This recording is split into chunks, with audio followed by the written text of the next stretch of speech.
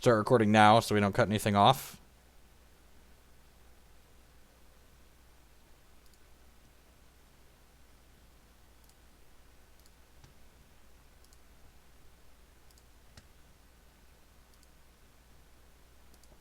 Interesting. Exarch taps for Nahiri. Yep.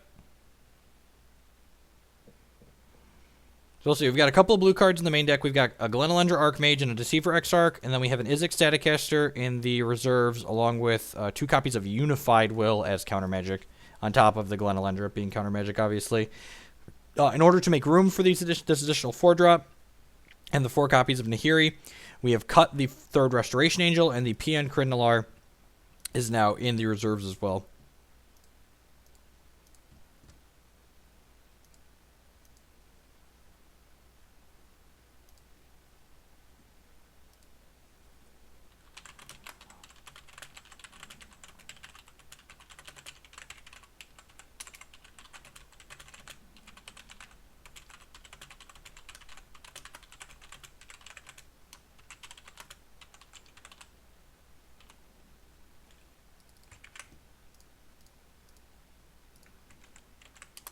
Waiting to queue, waiting the queue. Hi ho the cheerio, waiting to queue.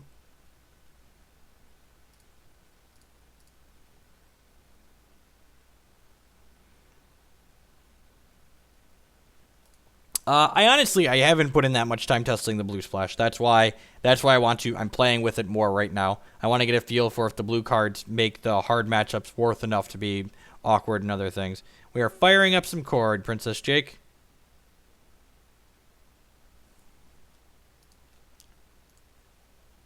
Lost a small number of people. So long, standard folks. Welcome to the Modernese.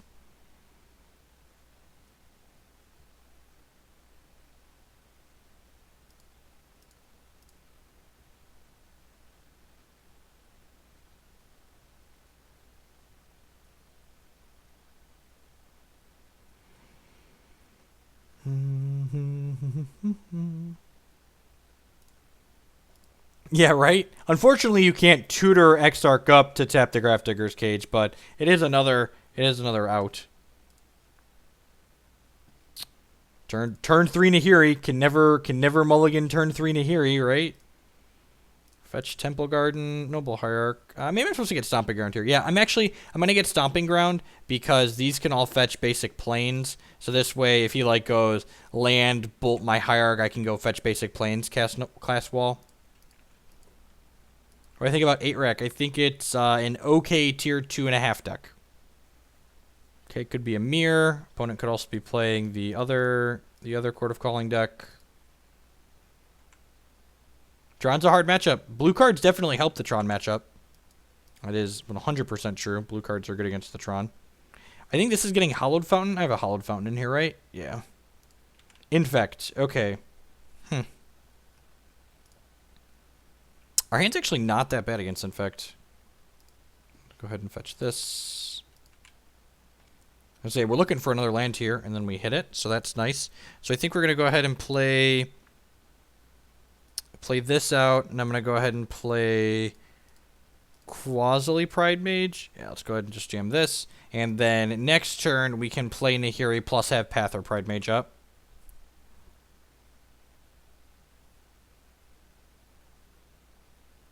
Well, we're glad to have you, Awaken.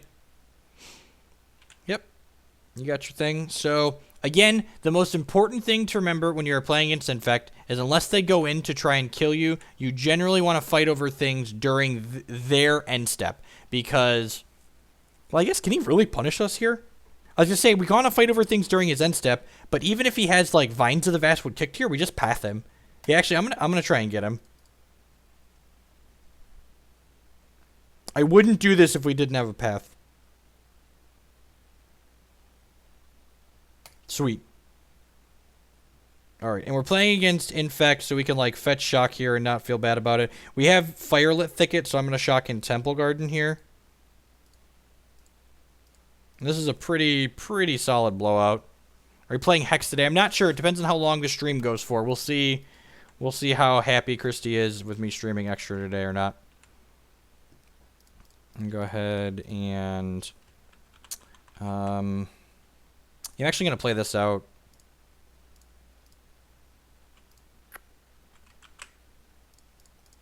Play Nahiri. I might try and talk Christy into streaming some Hex tonight. She likes to play. Been that. Just swing with that. Get in for one. 2 turns away from Emrakul.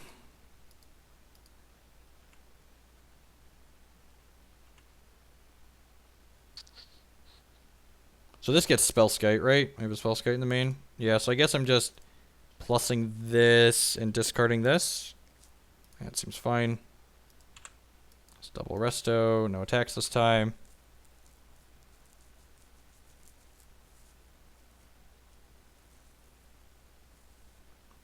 I mean, we have Kiki resto combo. We have both of them, right? He's dead both ways this next turn.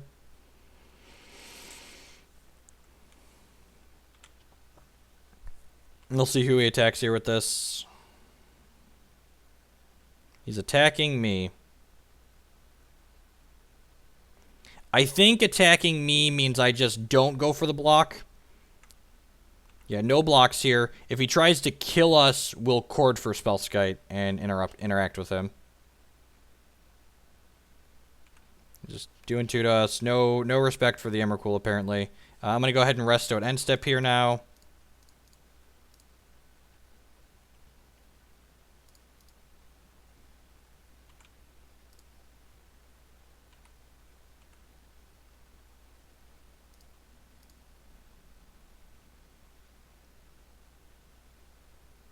He's only got 6 things, right? Yep.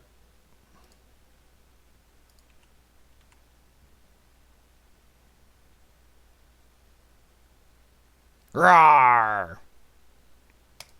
Who's the combo deck now? Alright, so P and K are good. Static Caster's good. Fulminator's fine. Helix is good. EE's good. This is fine. These might be okay. Cards we don't like. We don't like Lone Missionary. We don't like Scavenging Ooze. We don't like Voice of Resurgence.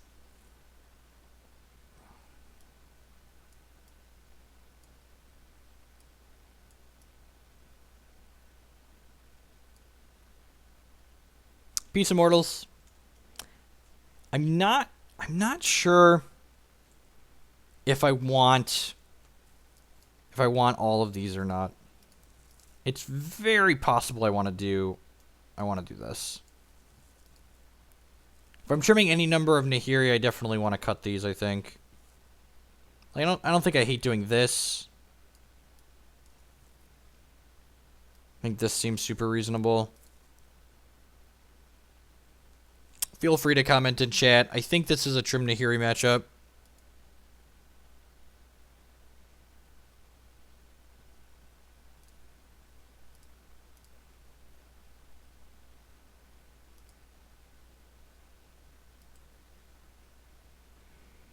I don't love Eidolon. We're a double spell a turn deck a lot of the time. And, like, Eidolon's not going to win us games against a good... Minus Glenn. Glenn is insane in this matchup. She's very good. She's very, very good.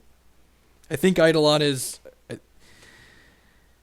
This card is double negate. It's double negate. This card's great. It blocks Inkmoth Nexus and it's double negate. We are a little low on 2-drops. Oh, right. We need to bring one more card back in. I'm on 61. Or 16 on the board. I get to bring a 2-drop back in.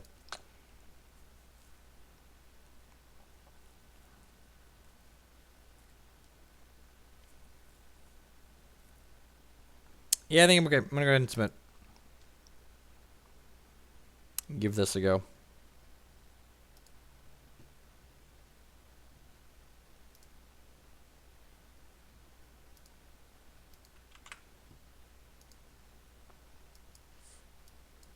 So this hand does technically have our combo in it, but it just doesn't interact with our opponents. We need to mulligan this to a hand that does more faster. This is also unkeepable, right? You know, just like even if we could cast this on 3, it's just too slow. And we have this hand's super reasonable. I think we want to keep this. It's unfortunate this can't get hollowed fountain. I think we're actually bottoming this. Yeah, we're going to bottom that. This can get Sacred Foundry this game. Yep, look at my stuff.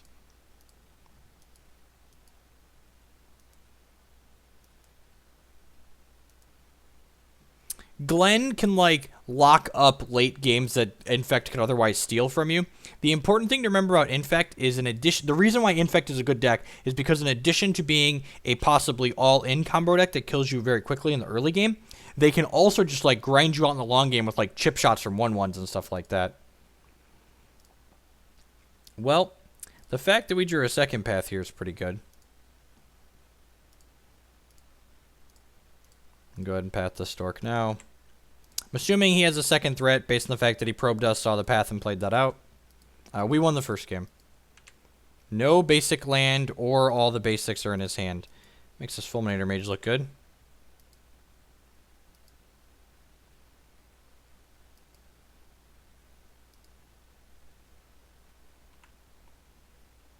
So opponent does not know about these two cards, knows about Exarch Fulminator Mage. Blighted Agent, sure. Womp womp. This build's even playing 23 lands. Maybe I'm supposed to keep that mountain there. I don't know. I kind of wanted to get to a land that could cast this Deceiver Exarch, but perhaps that's just greedy of me.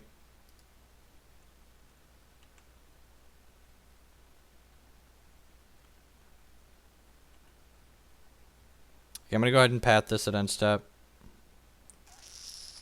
That's annoying. Probably bringing in Reclamation Sage for game 3. I guess we have Engineered Explosives. And this is why you don't path inside of combat. We would have gotten to kick that and punish us. There's the mountain we bottomed.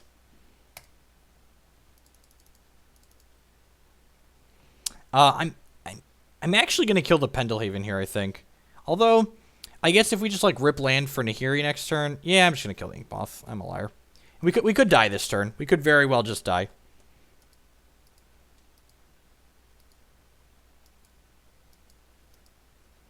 If we get untapped land next turn, we might be able to kill this. Maybe, possibly.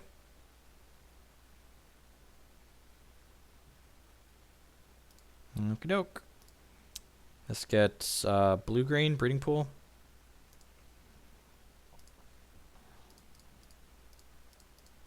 And definitely just have to try and kill this. Not close. He has a protection spell, he has a protection spell. Don't play around things you can't beat. Oh god, is this really gonna happen? Is this really gonna happen?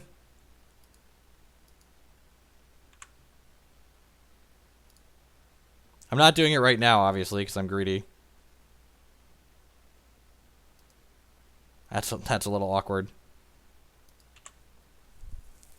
I'll end step Exarch and tap his cage, and then untap and kill it with Nahiri.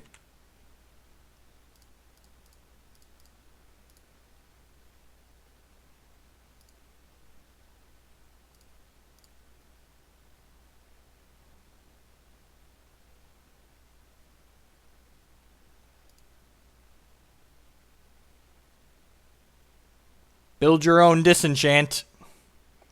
Build your own disenchant, ladies and germs.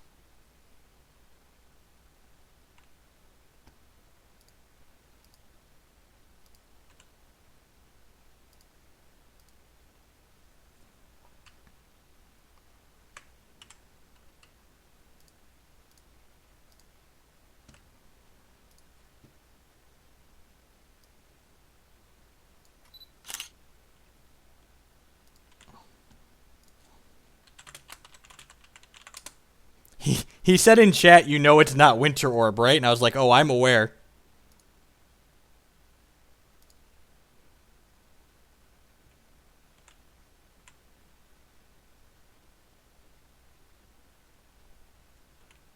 Sure. Kill my Mana Dork.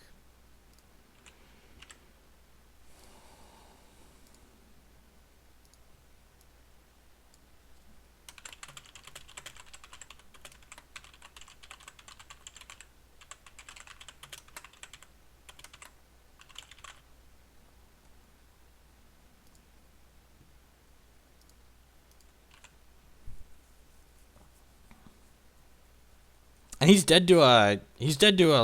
No, we only have 6. We need 8 to get Kiki. I always forget that Kiki combos with this, technically. I'm really good at forgetting that.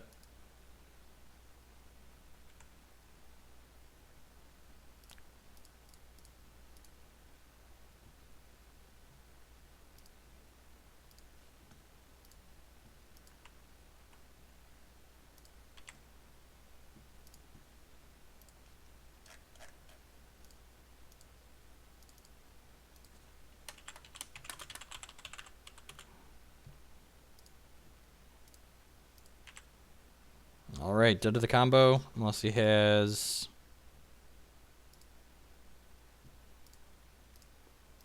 So he has Dispel here.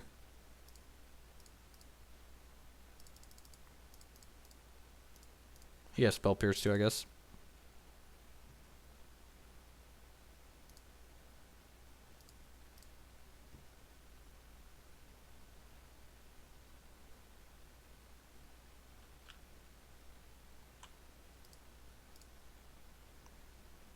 Spellscape, please. Played your out, opponent. Good games. GG's. GG's. GG's. That was a sweet game. A lot of back and forth.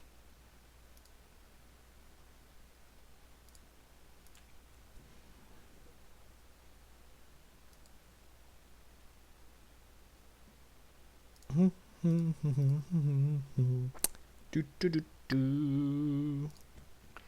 I'd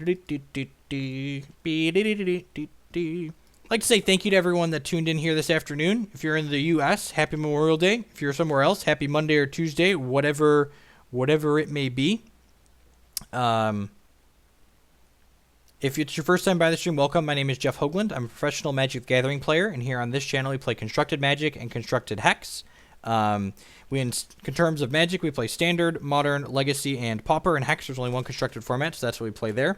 If you're enjoying the content that I'm putting out here, I'd appreciate you using the follow or sub buttons below the stream to show that support. If you missed any of this stream or any of my other streams, there's a link to my YouTube channel below the stream or off to the right side if you're on mobile. And on there, you will find archives of all of my streams. I break them up by format and game and decks. You can watch just the archives that you care about. So you can give me a subscribe on there. There's a link to my Twitter account below as well. You can follow me on there, and I always post when I'm going live and when we're changing formats and stuff like that. So, you know, lots of different ways to keep up.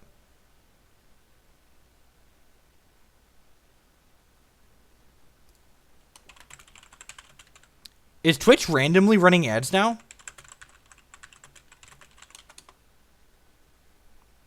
Because I manually place ads in between matches occasionally, like once or twice an hour, but I haven't manually run a commercial in almost 20 minutes.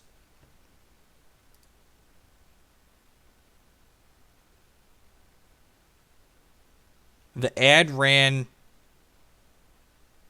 If you just joined the stream, you see an ad the first time you click on the stream. Like when you open any Twitch stream, you see like 2 seconds of it, and then there's an ad when you first open the stream. Yeah, or if you refresh it. Yeah, if you're just refreshing or opening it for the first time, that definitely happens. Well, if you haven't seen a single ad other than the Eternal ad, that means you're ad blocking. So thanks for not supporting the stream. Appreciate that. Not really.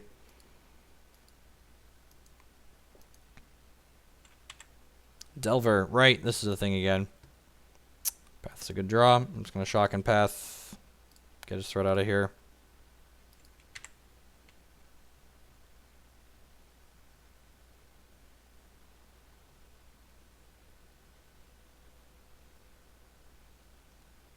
Okay, good. I do it seem like really bad form for Twitch to randomly start placing ads, so it makes sense if someone just didn't understand that you see a Twitch ad when you first join the channel.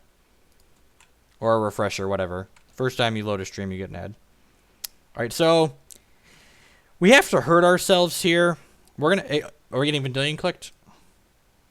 I'm gonna fetch Steam Vents or Stomping Grounds here and jam this Wall of Roots. We have Lone Missionary to make up some of this lost life, but it still doesn't feel good. Things that don't feel good.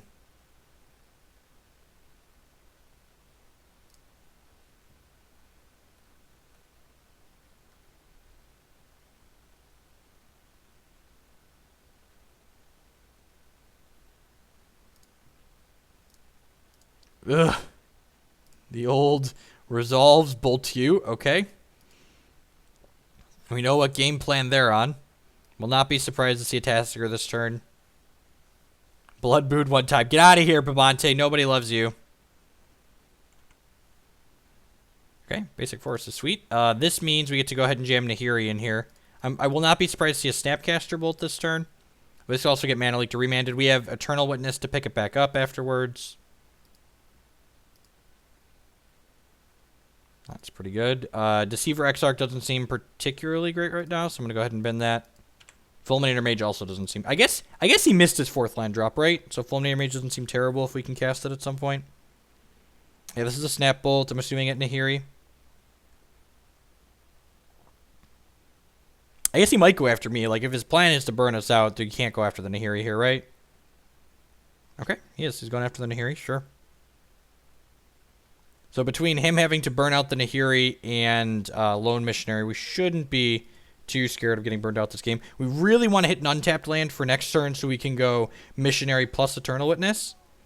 Monk Punk 110 with the brand new sub. Welcome to the stream, mate. I appreciate that next level of support. I just appreciate everyone hanging out here and watching, but the subs and the donations allow me to stream as often as I do, so thank you for that. I really do appreciate it.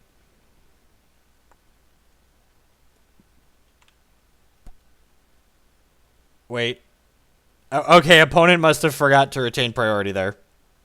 That's embarrassing. I'm glad I discarded our blue card, though. Blocking every time.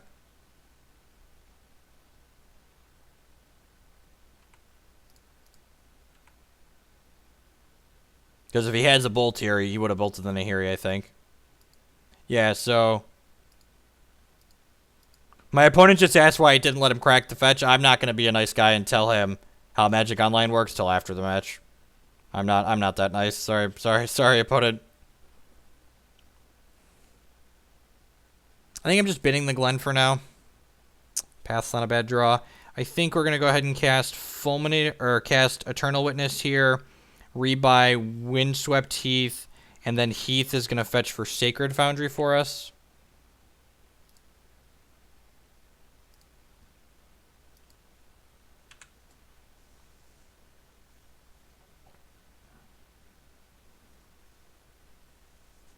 I've said a number of times in the past that the blue has felt worse than the black, but I consistently go back and try new things. That's what Magic Online is good for. Magic Online is good for throwing noodles at walls and seeing what feels okay and what doesn't at a particular time.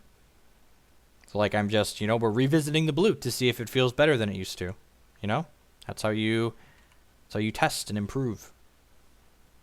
No. All right, so we're gonna go ahead and get Sacred Foundry here. Yeah, I think we could get Basic Plains and Path this, but I think, are we getting Shadow of Doubted? Main deck Shadow? So opponent's just playing, like, Stone Rains the deck. Okay. Sure. Well, I'm gonna bin this Fulminator Mage.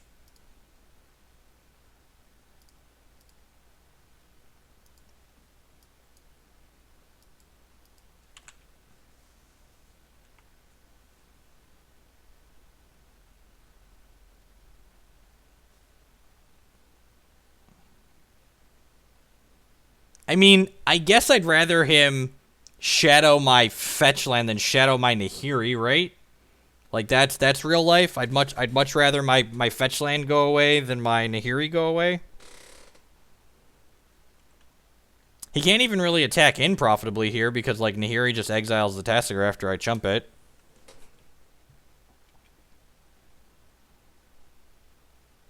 Shock, my guy, make me discard? Yeah, sure. Which of these white cards do I want to discard? Let's pick. I'm actually not sure which it is. It's either Lone Missionary or Wall, obviously. I think it's Lone Missionary.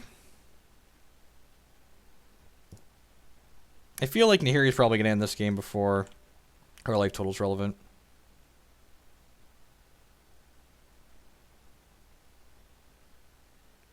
Both attacking me. Well, I'm going to block this one and then block this one, and then Nahiri's going to kill your Tassiger.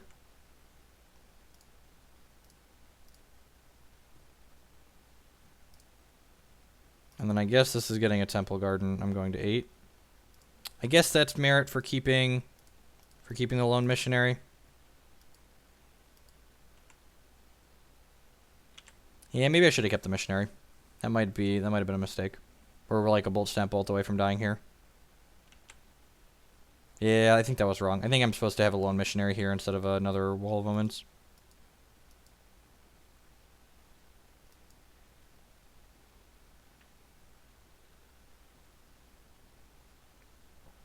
I think I'm binning this breeding pool. All my blue cards are in the bin. I don't want to. I'm not going to cast any of those. Play another wall of omens out.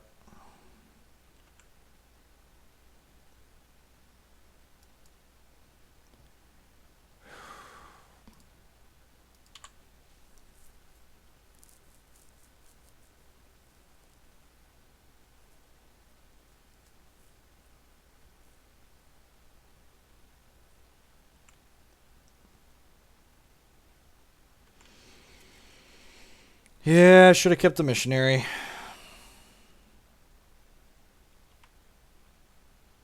Bolt me, snap, bolt me again. Yeah, I had a couple lines here. I could have not discarded the missionary. I could have pathed this Tassiger and then altered the Nahiri sooner. We'd have altered this turn, right? Yeah. Yep.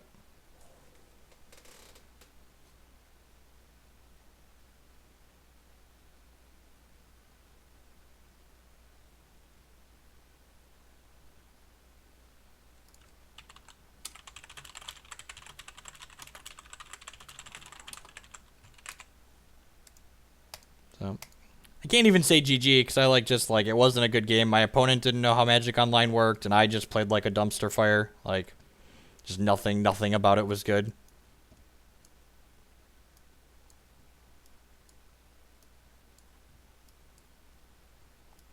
Exarch doesn't seem great. So I could have. It looks like we got a little bit unlucky there because opponent did draw fairly well at the end. But again, the thing you don't want to focus on is the things you can't control, which is what your opponent's drawing. The things we could have done differently that game is I could have kept the lone missionary. I could have pathed his Tasser. I died with that path in my hand. God, it's not even salty. It's just being realistic. Get out of here, troll.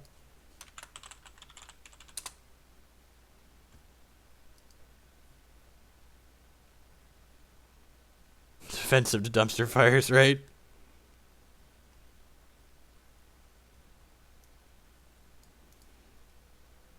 I think I'm going to cut some mana creatures. I don't know. Mana creatures are pretty good against the Delver configurations of Grixis. I guess it depends on how many sweepers we expect our opponent to bring in.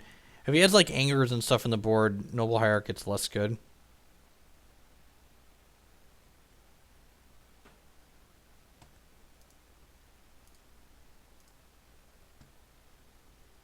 This isn't a democracy. It's a dictatorship. I can do whatever I want.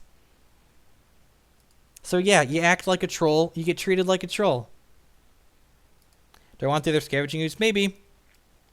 I guess they're killing a lot of our stuff. The problem is we need cuts, right? What am I trimming here? Maybe Glenn's just too slow against the Delver configuration. I just don't want blue cards in my deck.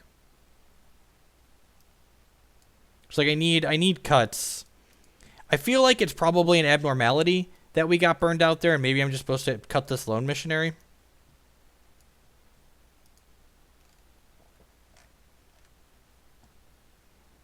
Need one more trim here. I feel like Nahiri Emrakul is good in this matchup.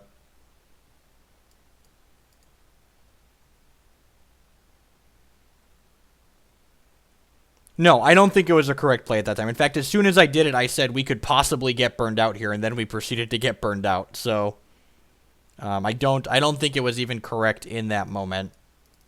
I'm gonna cut one cord because they're clunky, and he likely is boarding in Dispel.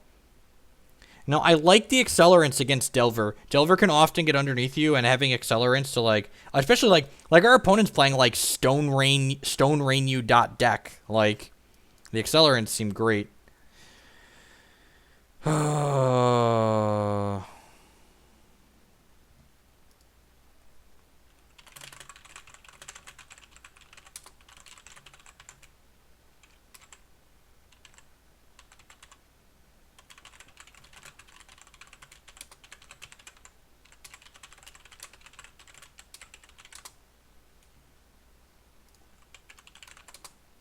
I might keep this, whatever.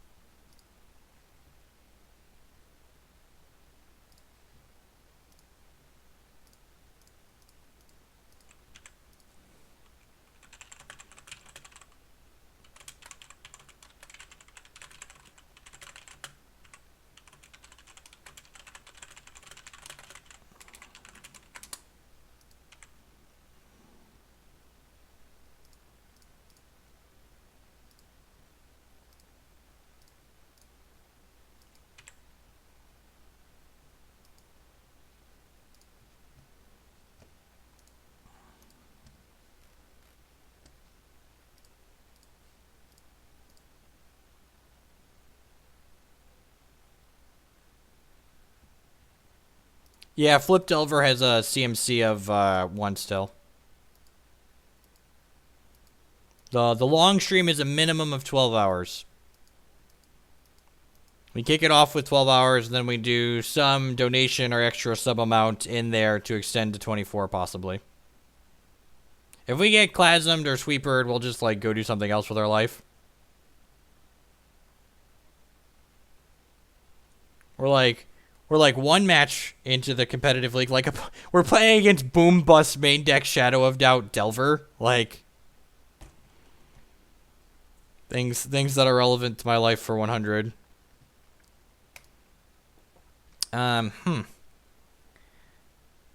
He shocked himself. So this could be Mana Leak. I guess we could always just like, yeah, I'm just gonna jam it. Why not?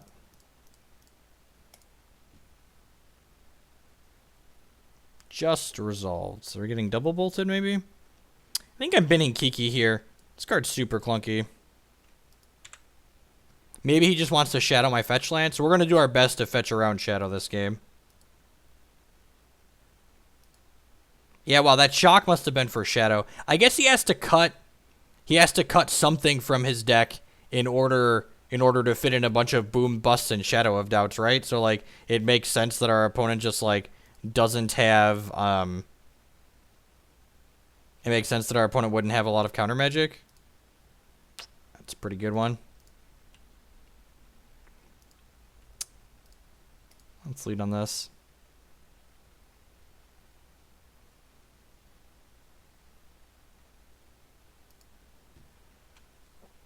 Now this beats Mana Leak and Remand from this position.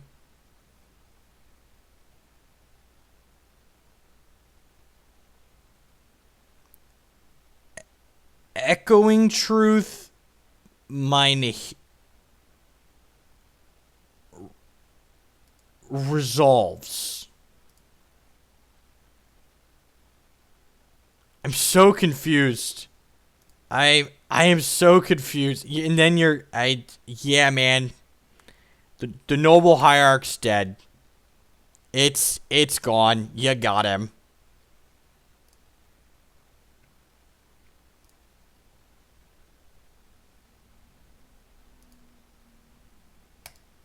Replay my Nahiri, I guess.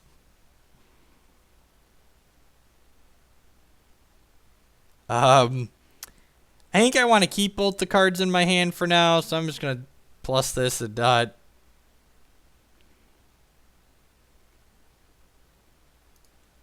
It's almost like we have 4 mana, right? Whatever. Whatever. You're gonna shadow me and then ghost quarter me? Really show me teach me a lesson?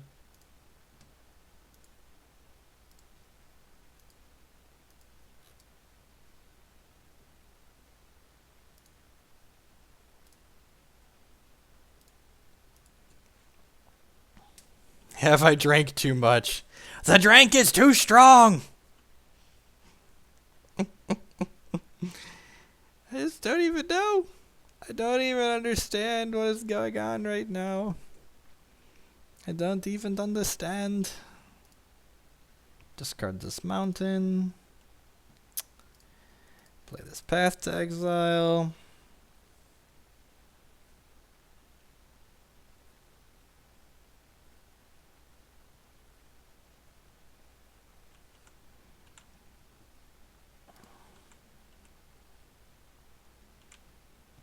And I don't think I'm playing around Damnation out of the Delver deck, but I mean, like, who knows what we're playing around, really? So I'm just going to play this on my turn while we have voice here.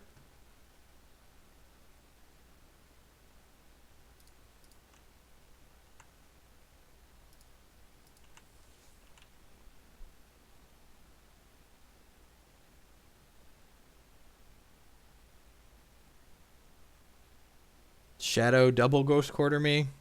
Maybe?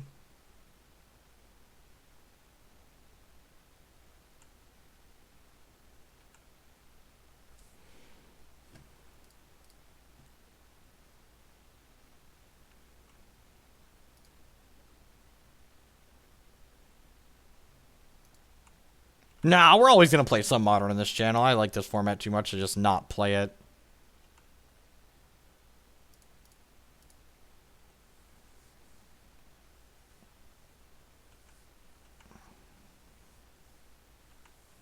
I didn't just go get Emrakul there because he showed a Shadow of Doubt game 1. And I think we're winning without doing that, so I'm just going to keep trying to win without doing that. Although now...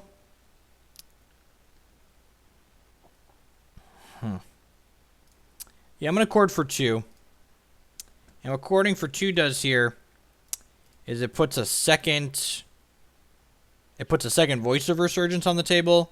And then if he wants to Shadow of Doubt my Nahiri activation, we get 2 elementals. Yeah, that's fine. You have countered my Chord of Calling and given me an elemental. Deal.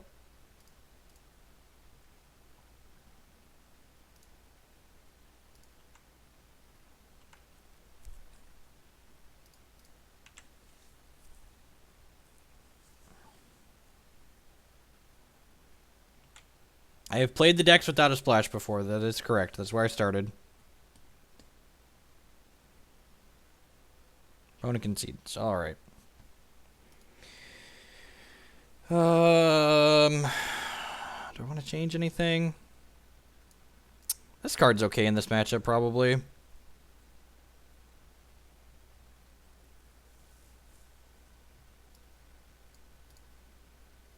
Yeah, I'm going to cut the Missionary and bring this in.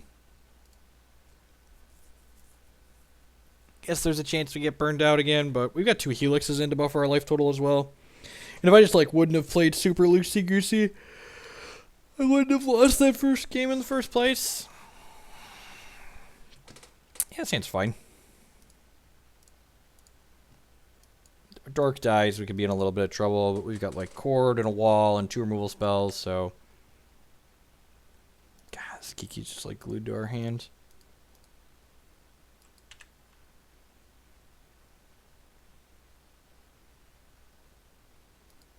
No, you don't want to. We're very good at spending all of our mana most turns. So I don't want to try and fight them on the stack. I want to fight our opponent by being aggressive and like making them tap out to answer our threats on their turn.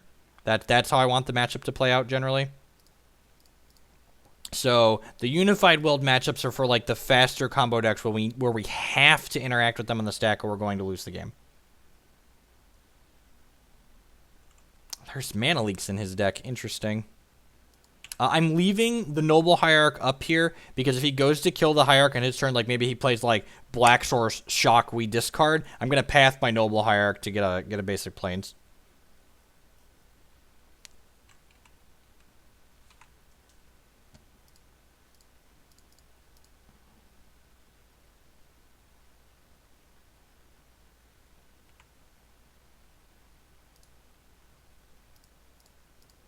We get electrolyzed here. I'm going to feel real bad about myself. Like, who knows what we're playing around out of our opponent right now.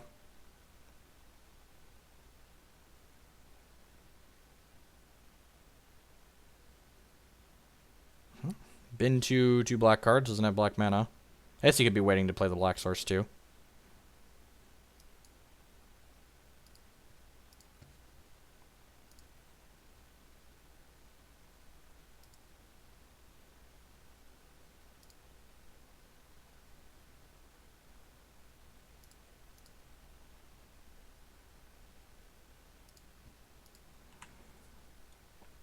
Shocked in the Blood Crypt. Okay, well, I think we're just passing here. Yeah, I'm just going to pass.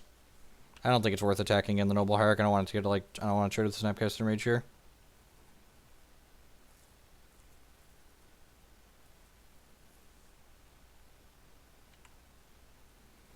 I'm going to end step this Kiki. Or end step this Resto. Probably eating a Snap Mana Leak, I'd assume. Well, that's great for us. Even if he kills this, like, we're up. We snap bolting this? That sounds wonderful for me.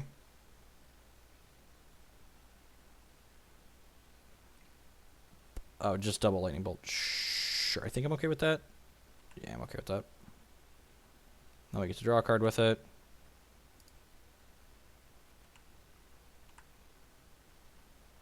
He doesn't have mana for Shadow up, so I'm just gonna go ahead and fetch now. Just get that out of the way. He doesn't have Mana Leak or Remand. If he had either of those, he would have used it last turn. We don't have any blue cards in our deck, right? Yeah, so I can just get Temple Garden here. I'm just gonna get Temple Garden. He could have Dispel or Negate. I'm gonna go ahead and play Kiki here. And just like cantrip it.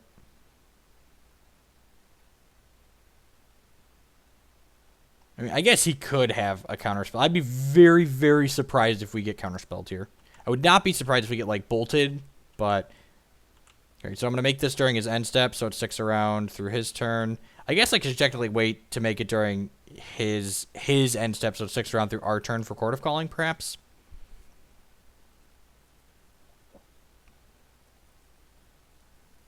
The deck list Graves played at GP Charlotte is a combination of cards that I have played in Kiki Court at some point throughout the years. I've been played a lot of different iterations of this deck. God bless you, Voice of Resurgence.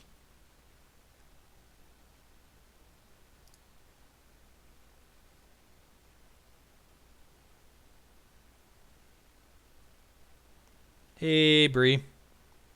All right, so what can I chord for here? I got 1, 2, 3, 4, 5, 6, 7. Am I just going to chord for a Resto? Yeah, I think I am. I'm just going to crack this and chord for Restoration Angel. I guess I could start going up the chain, right? Yeah, I don't hate that either. Yeah, I'm actually going to get Sacred Foundry here. Yeah, it's so sloppy. Yeah, I'm going to hold up Path, and then...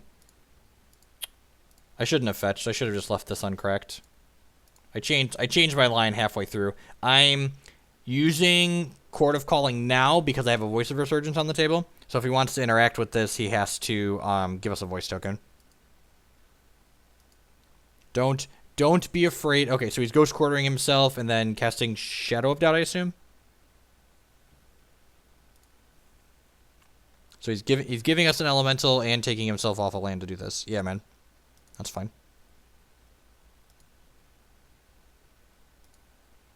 Alright, I'm gonna attack. I'm actually just gonna attack for 1 instead of holding up Path. I think we're fine to do this. If he has Anger of the Gods, we're gonna be kind of sad, but other than that, we're in a great spot here.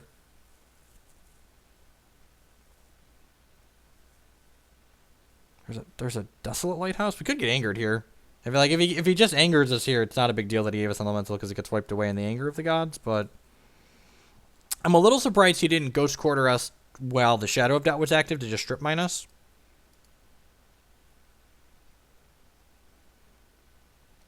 Kiki Chord with Culligan's Command is exceedingly greedy, in my opinion. It's exceedingly greedy. It's more greedy than this, and even this is kind of pushing it. I'm playing 23 lands without a colorless source and another Noble Hierarch to support my blue splash. You can't do that with he Echoing Truth by token. Yeah, man. Sure, why not?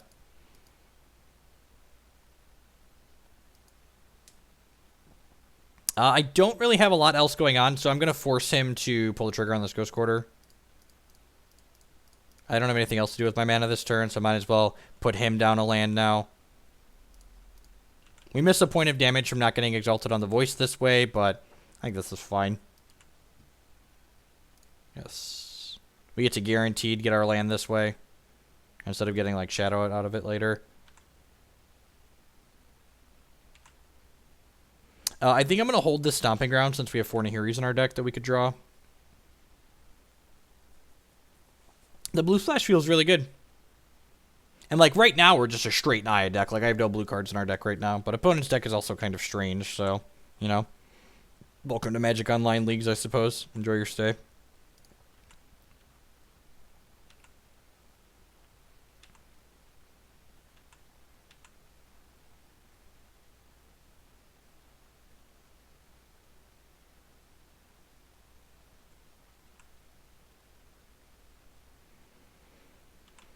Oh no, he discarded Boom Bust. Don't you want to bust me, opponent? You're only one land away from busting me. I guess that's another reason to hold lands. He's got Boom Bust in his deck.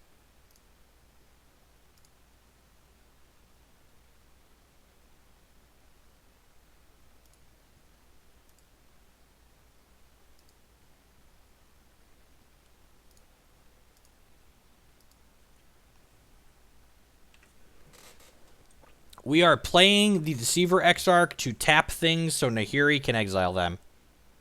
That is why we're playing Deceiver Exarch. Deceiver Exarch is also a tempo card. Whereas, that seems great for us. You're upgrading my 2/2 to a 4/4? Deal. Thanks, Phoenix Blade. Thanks for tuning in, hanging out, keeping up on my stuff.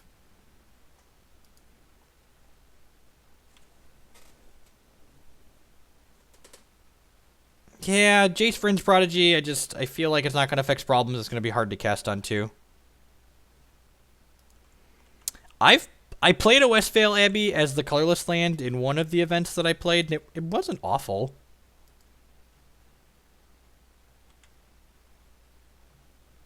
Court of Calling. We can't just kill him, right?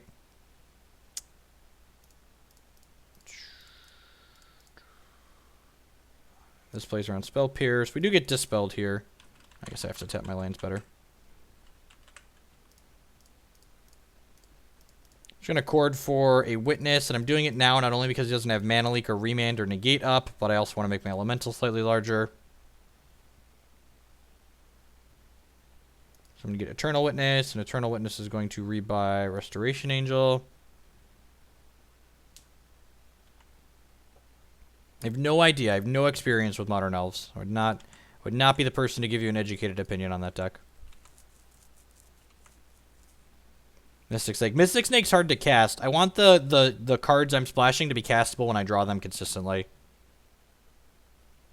Kiki copying. Kiki's in the bin. We only have 1 Kiki and he's dead. He's dead, Jim. He's very dead.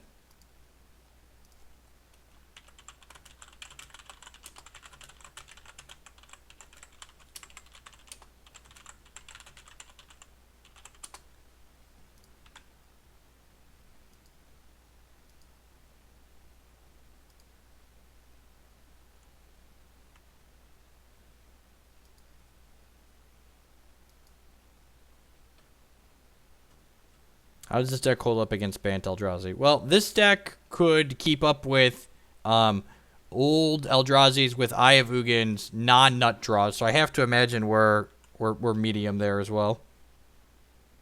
So what are you going to do? You're going to Snap Bolt one of my dorks?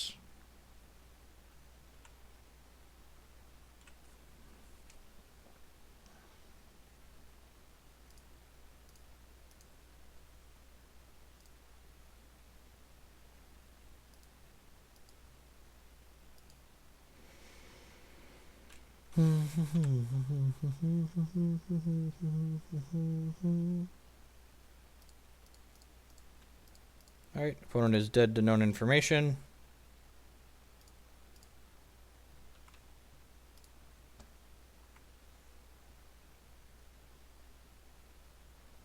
Because Helix's reach.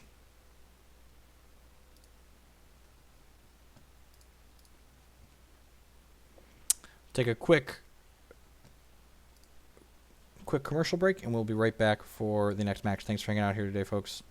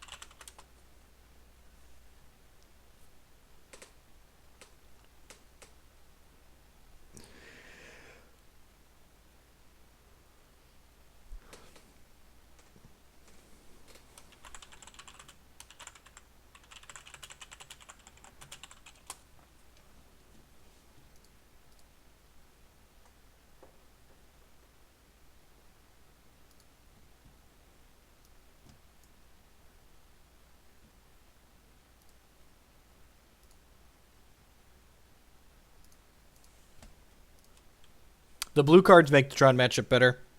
You can chord for Glenelendra in response to their Planeswalker and counter it. You can bring in Unified Wills out of the sideboard. If you really want to beat the Tron matchup, you should be playing a Fulminator Mage in the main deck like I am. You should have a second Fulminator Mage in the sideboard and possibly a Crumble to Dust as well. You can play copies of Stony Silence are good against Tron. You can hedge any matchup you want with your toolbox deck. So it's really up to you what you want to beat and what you want to lose to.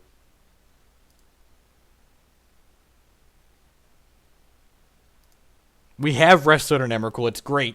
You get it with we tutored for the Emrakul on turn 5 with Nahiri, and then Restored it after they didn't concede to the Annihilator in the 15.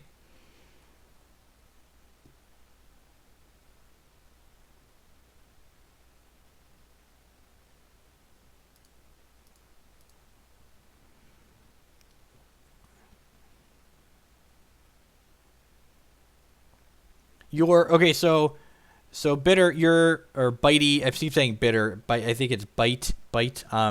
The thing you're doing, you're not giving me specifics. You're using like general vague terms, like it's good in the Jund matchup. It's good in the Jund matchup because it's better than this card in your main deck or your sideboard because. Those are like the type of critical questions you want to ask yourself, like when you're deck building, you know.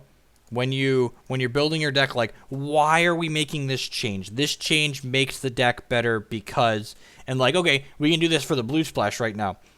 The blue splash feels like it's been better than the backsplash because Deceiver Exarch, having access to this card, allows us to tap troublesome cards like Grafdigger's Cage, so Nahiri can exile them. It allows us to tap troublesome cards like Ensnaring Bridge, so Nahiri can exile them.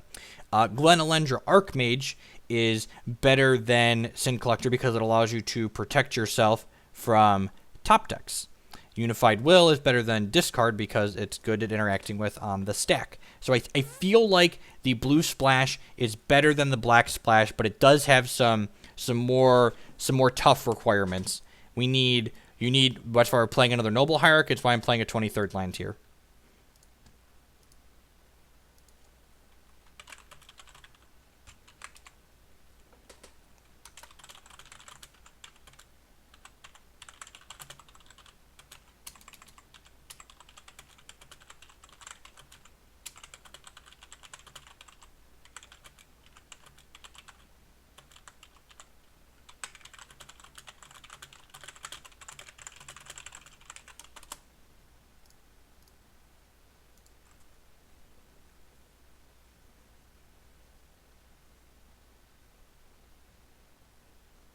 And we have a Staticaster where Pontiff would be. I think Pontiff's a little bit better than Staticaster on average.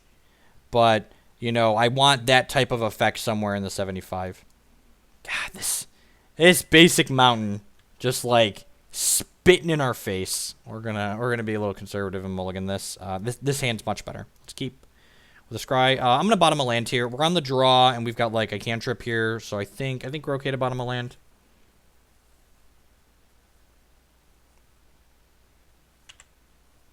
Blackcleave Cliffs Duress. Could be... I've seen a random Duress in, like, Jund lists before.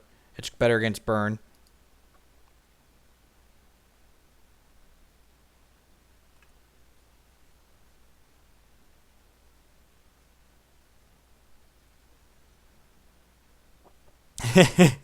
Yep.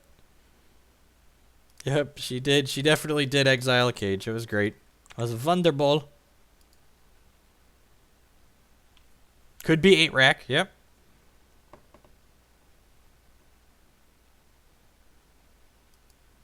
And bad matchups for Kiki Court are these spell-based combo matchups. Scape Shift, Ad Nauseum, Storm. Those matchups are hard. And the blue cards are better in those matchups. Like Glenelendra and Unified Will, they're aces in those matchups. Okay, so it just looks like Jund with main deck Duress. Let's play this. Path to Exile would be great. It's not bad. So unchecked Dark Confidant is one of the ways our opponents can easily run away with the game in the Jund matchup. They have a hard time keeping up with our card advantage and like card quality a lot of the time, but Dark Confidant drawing them 2 cards per turn means they can often pressure us. So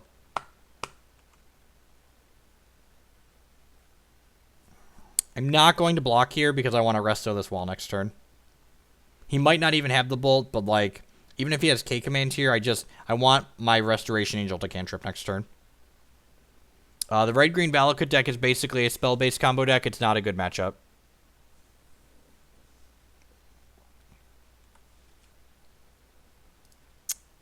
That's pretty good. Did I just kill this? I feel like this is going to die to a bolt, but I think I should just kill this. Like, it's basically a 1-for-1. The bolt's killing my Nahiri, but... Nahiri's taking bolt and Confidant, but, like, Confidant drew this card. I think this is right, though. Like I said, Confidant unchecked is just, like, their best way to beat us, so I just want to, like, get that out of here ASAP. If I would have known there was a Nahiri on top of our deck, I 100% would have blocked with the wall of them his last turn. Not particularly close.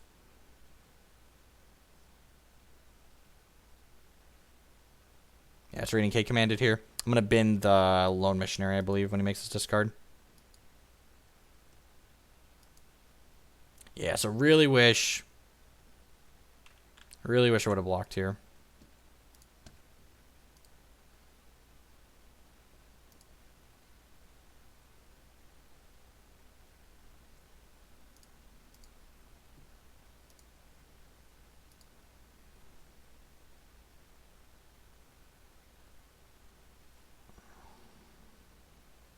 Tapping mana is hard. Because Magic Online.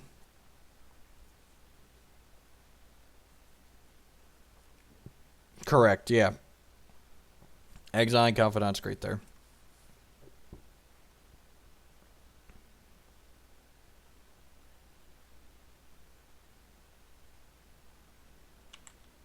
Sure, you have a Scavenging Ooze.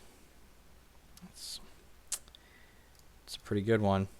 Yeah, I'm going to go ahead and play Voice here. Voice just generates a lot of value in this matchup. Is Wall of Root still bugged? I actually haven't... I'll find out next time we draw it. I think it's still bugged. I checked the fix list. I don't think I've seen it in the cards fixed.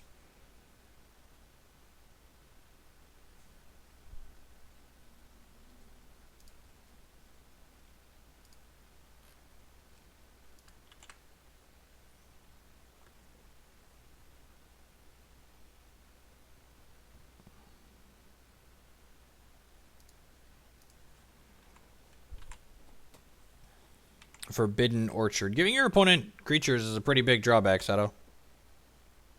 Like a huge drawback. Fetch Shock, gain 1. Sure. Make your Goyf smaller.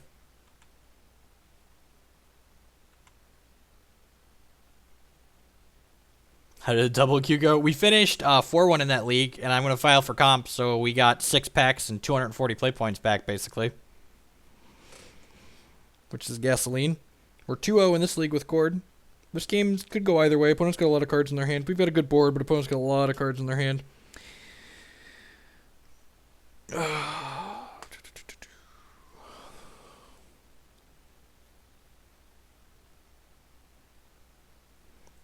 Having 4 Nahiris in our deck makes this matchup better. This matchup was close, but it's definitely better for us now that we have 4 Nahiris card grinds.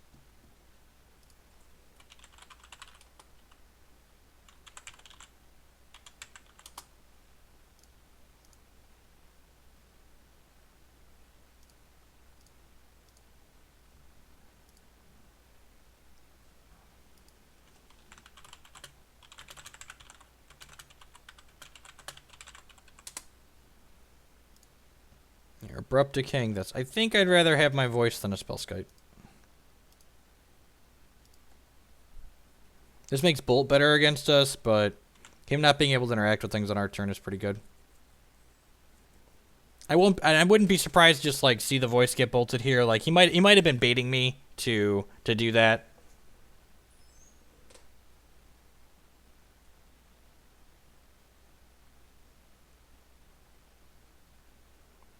Like Kolaghan's Command, Shock, discard me. No, can't block here anymore because opponent can just eat Spellskite and then, you know, crush on through our wall. So won't be surprised to take 4 here. No, I don't, when I have access to 2 Spellskites in the 75, I don't, That's... I'm going to use the word unfortunate. I don't bring in the second Spellskite if I have it against Call Against Command decks, but Spellskite's fine against Call Against Command decks in general, because they're generally pretty removal heavy, and it does things like it just did here, protecting my voice. What? Okay, I was about to be... He's eating something with Scavenging Ooze, I assume, here? There's no way you're... Yeah, sure. Pass. Okay, I was about to be real confused. Hey, RDK.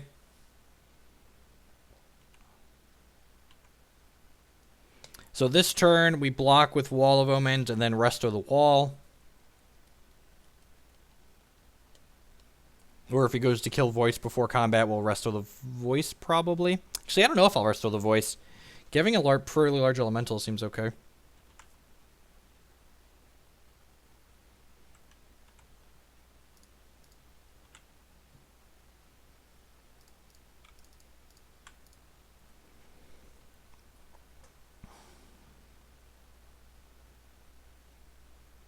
Please bolt my voice. Yep, right? Just like, please, please.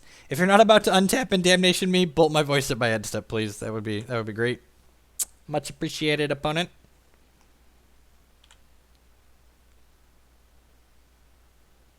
So we can chord for Kiki next turn, right? Assuming he doesn't just kill any of our guys. He might like Maelstrom Pulse the rest out. Yeah, that's fine.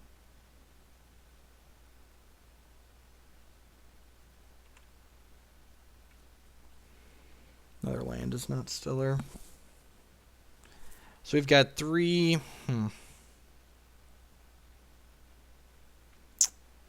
think I'm playing this and passing the turn. I guess I should have looked before I did this. Yeah, I'm going to go ahead and just block block with the Wall of Omens and then chord for Resto, I think.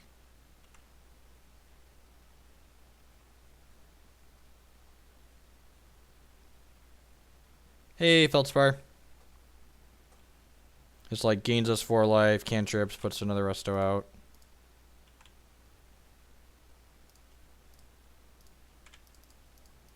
Looking for a Nahiri or a Path to Exile here. And once we do that, this Eternal Witness gets back online.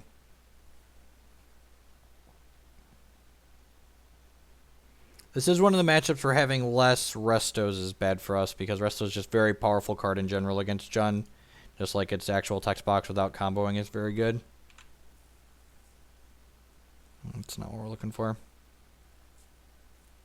Maybe we get lucky and he taps out of green here and we get to use this Eternal Witness for value. The Scavenging Ooze has us hosed a couple different ways, unfortunately.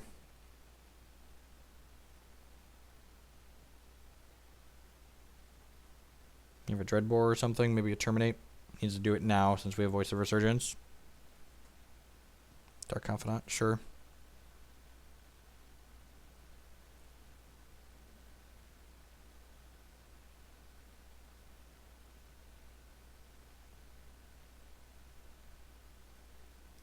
Did you tag me on Twitter? I just looked and I didn't have any posts. I didn't see anything from you, Monk Punk. If you want to message me the link.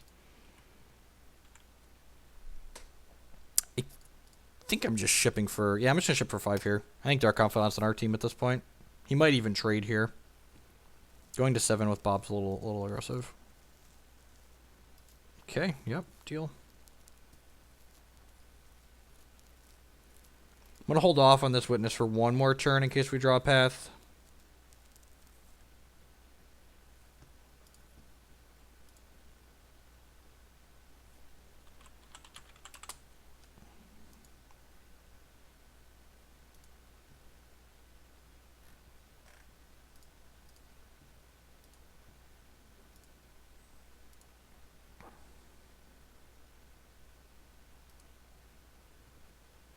All right. Opponent's down to 5.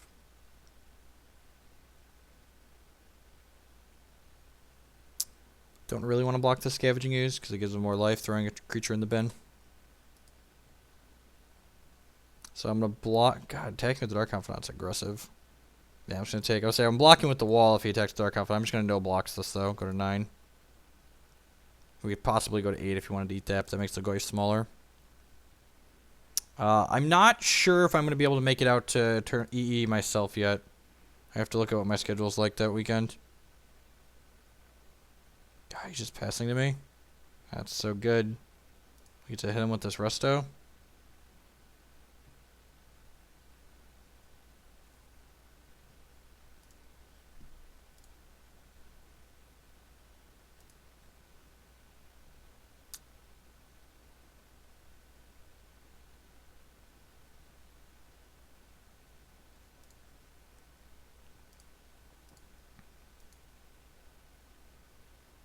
Let's go ahead and do this.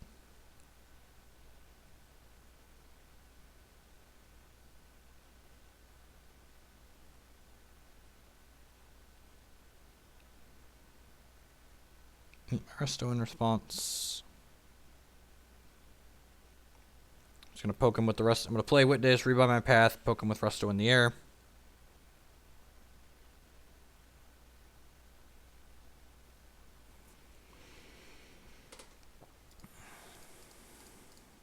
I'm glad we held on to this as long as we did. I almost played it out as just a 2-1-1 turn, but I think we should have this game locked up now. Sans like a main deck Anger of the Gods. So we grab this back. I'm just going to go ahead and poke him for 3. Keep my voice and going on. And a lot of things that Dark Confidant just kills him with here.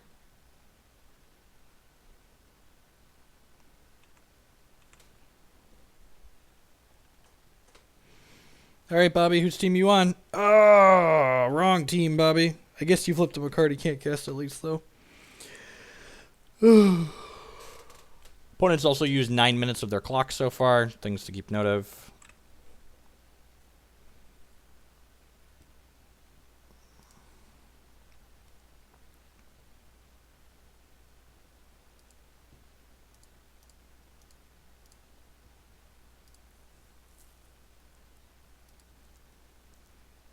Blocks.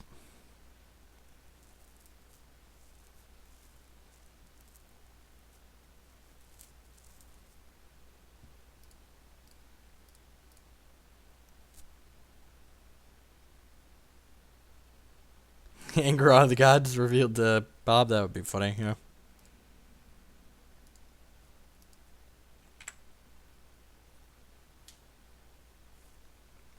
Okay, opponent now has to win 2 games in 15 minutes. I'm assuming we're winning this game. We got him dead through Damnation. We've got him dead through double removal.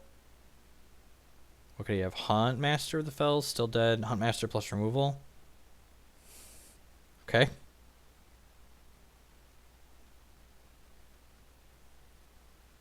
Hunt Master plus Terminate. Maybe I wasn't supposed to kill the Bob there. Kalidas Terminate. Okay, discard Kalidas Terminate. Alright, so still just dead. We flooded out a little bit, but we hit a couple of cards that really mattered. Okay, opponent's dead. Why even show me Hunt Master? Seems loose. P is good, Scooz is good, Helix is good, EE is good, Purge is good. Exarch and Glenn aren't stellar. Lone Missionary's not good. I like cutting some mana creatures. Part of the reason I'm cutting these cards, Glenn's medium in this matchup. Maybe I'm supposed to leave the Glenn in. I like cutting mana creatures, and if I'm cutting mana creatures, it makes the splash worse. I think I want to cut a Court of Calling in this matchup, which feels weird, but I think with the 4 Nahiri now, I want to trim a Cord, and the reason why that is a lot of these decks have been boarding in Grafdigger's Cage, and like having this Cord just like stranded in your hand that you can't do anything with feels really bad. So I think I'm going to try this configuration. I think this is okay. I'll give people a moment to comment in chat if you have suggestions or comments. Still kind of feeling out the blue splash and how we're boarding in different matches with this configuration.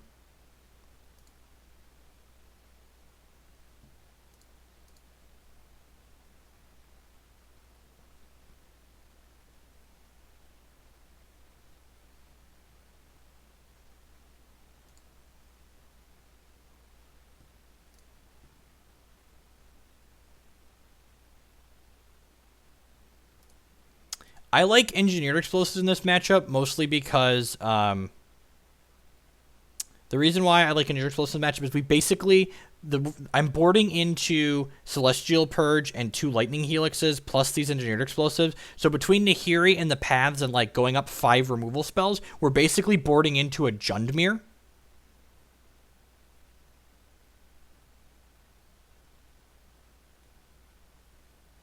I don't want another Fulminator Mage. In fact, I often board this one out, but like random being able to kill Raging Ravine with it, you don't mana screw your opponent when you're path to exiling them. This card is never here to mana screw our opponent. The only reason I consider leaving this 1 copy in is so we can use Court of Calling to kill a Raging Ravine when we need to. We beat some Grixis cards I own deck. So I think I'm happy with this. I wouldn't mind getting the Glenelendra back in here. I would not hate having access to this card.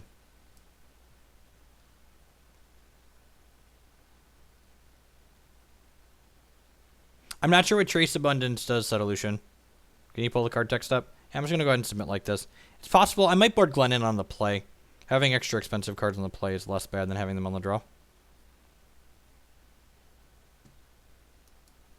Pretty easy mulligan here. I'm super liberal about hands I'm willing to keep in this matchup, but you do need to hit all of your land drops, generally speaking. At least like the first 3 to 4, ideally. So 1 lander on the play, or 1 lander on the draw without a scry is just not going to cut it.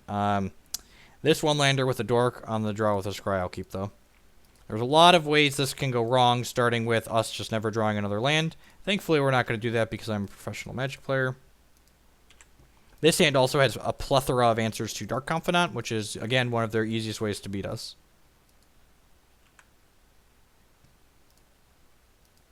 Go ahead and pass the turn here. This is great. So if he goes to like Abrupt Decay my boarded end step, I might actually path it just to guaranteed cast Nahiri next turn. Hopefully, like, if he plays like Liliana and Edicts us, that would be funny because I'll just path it. We're playing 1 Izzet Static Caster in the sideboard for a similar effect to Pontiff.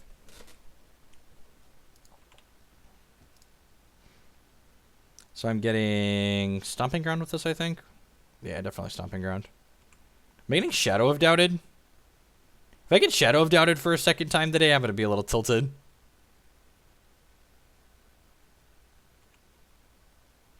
He's just like fetching around Mind Sensor. That's fine.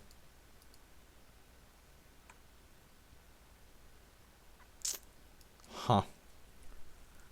Do I want to shock this in or do I want this? I think I'd rather have the second white source in the event that he kills my bird. I'm going to be greedy and loot away one of these lands with the Nahiri, which might be wrong, but...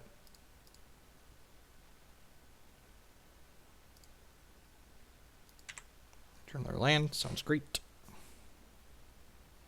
I said I'm a professional Magic player. I'm not an excellent Magic player. I don't think it's unreasonable to argue that I'm at least slightly above average, but, you know, I would probably never use the word excellent.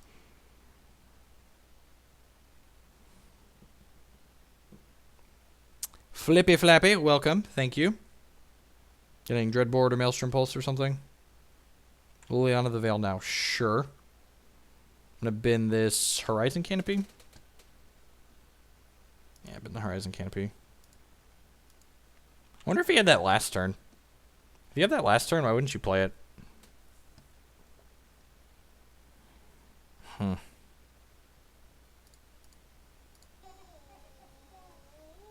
Samuel Jackson with the 4-month resub. Thank you for the continued support, mate. I really appreciate it.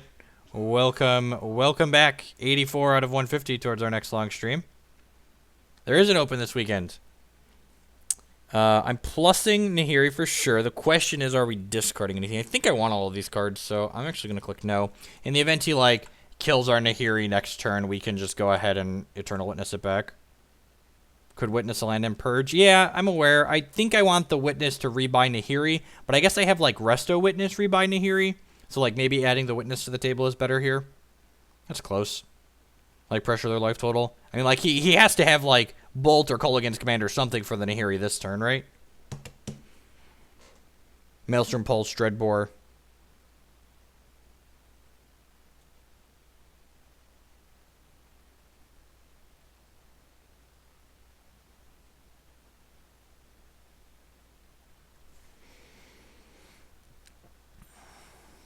Pulse. Yeah, that's fine. Would like to run some more lands off here. I guess maybe I shouldn't have discarded these, but, you know, details.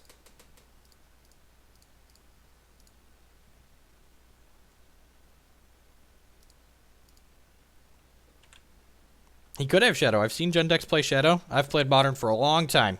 I've been seeing the Gendex play a little everything.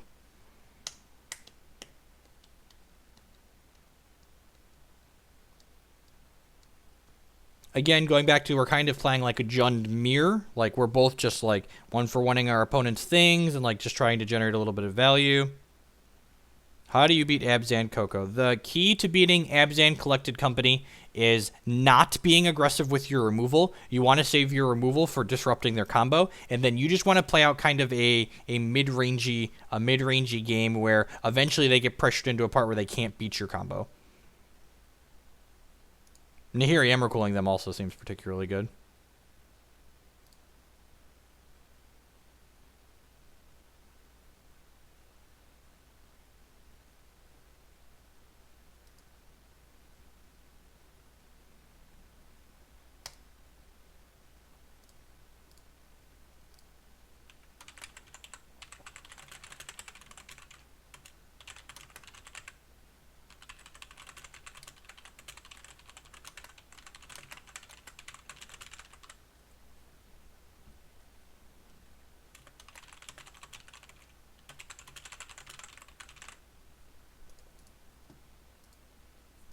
Dark Confidant, sure. Just gonna go ahead and path this, because again, Dark Confidant's how they can steal games.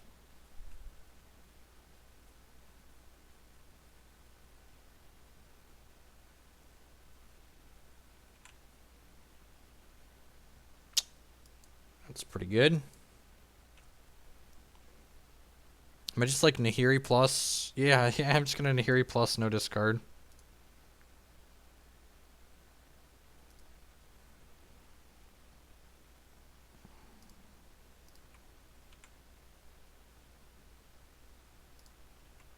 But if you draw Emrakul, you discard it to Nahiri. Nahiri's just like super self-enabling.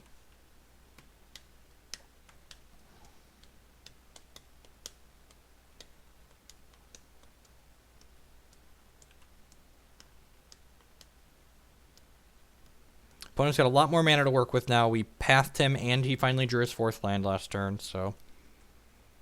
Let's see what he's got to work with.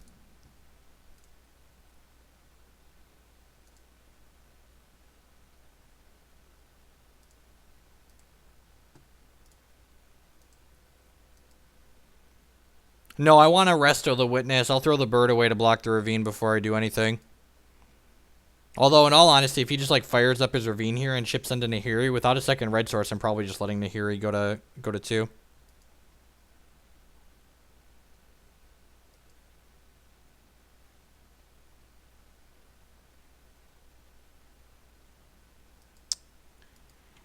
That's one way this can go poorly. That's unfortunate. Killing my bird? Killing my bird would be ideal. Don't kill my witness. All of these 4-drops feel so powerful. Except for Huntmaster. Huntmaster, the fellas, is basically unplayable. Kalidas and Olivia are both very good against us, though.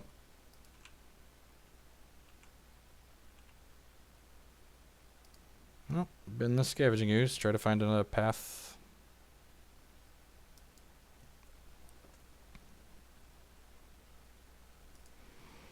So what? We have to keep him from killing... We have to keep him from damaging Nahiri this turn? So we can Emrakul him?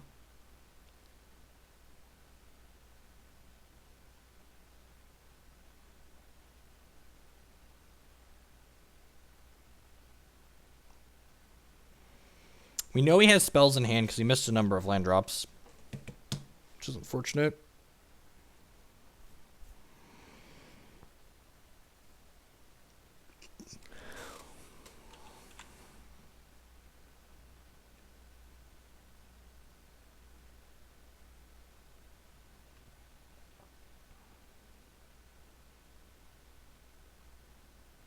And try and kill my bird. Sure, you should have done this before you attacked. Just like have this information.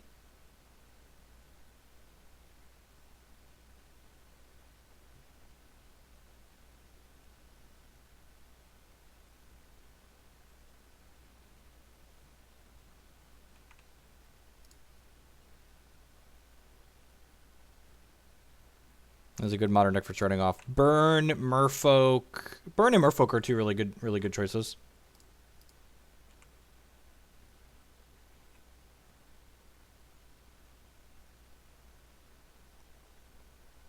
Are we getting bolts? He's got a lot of things that keep the Nahiri from ulting here. So, Olivia's a very scary card. It's must answer. So we've got 4 good draws in our deck. I guess, no, Cord's not even a good draw because we don't have the mana for it. I guess Nahiri actually exiles the Olivia, right? So even if he, like, bolts the Nahiri here or Cole gets commanded, she just, like, kills the Olivia.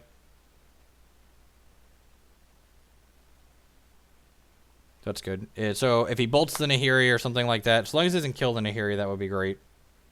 Don't have another pulse. Did he show us Dreadbore or was that the Grixis guy? I forget. We've definitely seen Dreadbore cast against us today. Yeah, you have Liliana. That's fine.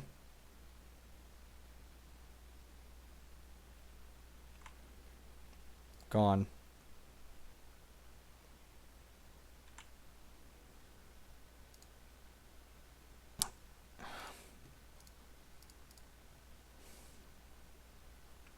Man, if we get Shadow of Doubted, I'm going to be so tilted.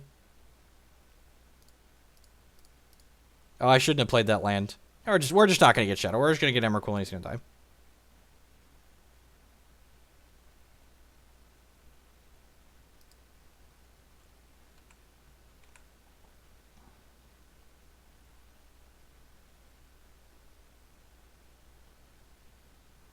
I guess I should have left Resto up because we could Resto the Emrakul, but this is 15, so he should be dead here.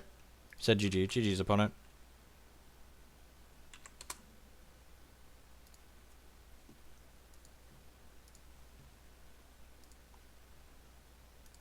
All right, we're going to take a brief word from our sponsors. Thanks for hanging out here today, everyone.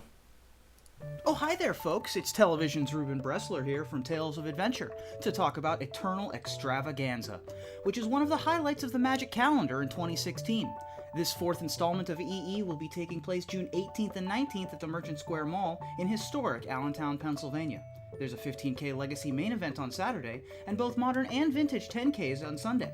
Every player that registers for any of the 3 main events will receive an awesome exclusive EE4 playmat. Prizes will be paid down all the way to X and 3 in Legacy and X and 2 in both Vintage and Modern, and all 3 event champions will receive not only top prizes, but also some really sweet looking trophies. For those that can't make it, I'm sorry, but we will be broadcasting EE4 live on twitch.tv/talesofadventure throughout the weekend. So visit eemagic.com or check out the hashtag EE4MTG to learn how you can become an Eternal Master this June 18th and 19th at Eternal Extravaganza.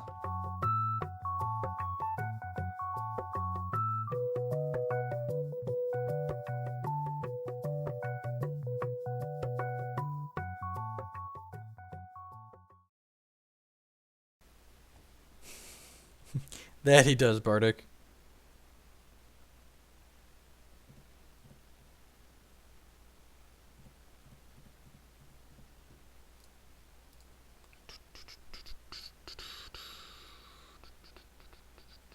Yeah, so we'd have been worse off in that last game if our opponent hadn't attacked the Nahiri and just like leaves up 7 mana so it can ping plus steal Emrakul.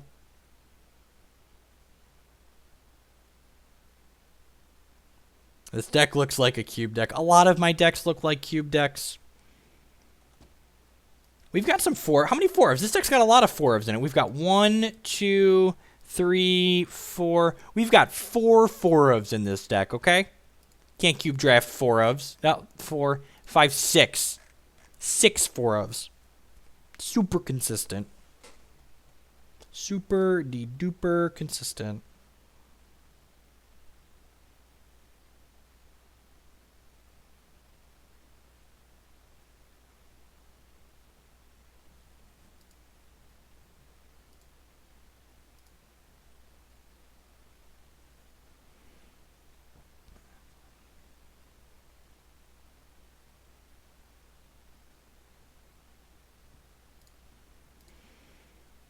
All right. What are your thoughts on Trace Abundance?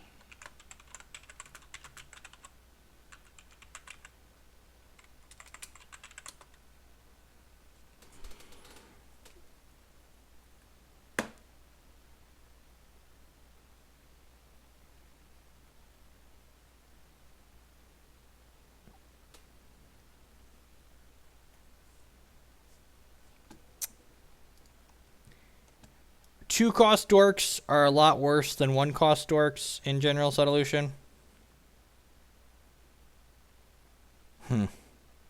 Tank can turn 2 Fulminator Mage. It's painful to turn 2 Fulminator Mage, though. I think this hand's bad against a lot of things, so I'm going to mulligan. This hand looks like something I'm willing to keep, though.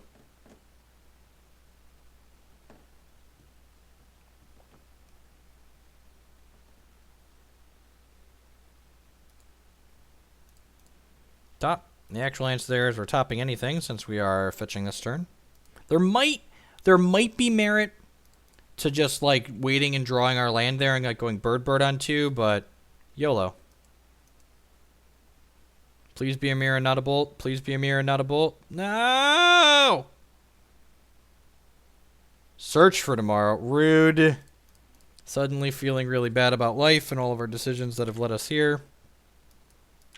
Your opponent, this is one of the reasons why I didn't play Kiki Court at my last 2. I didn't play Kiki Court at the last Open or the GP that I went to.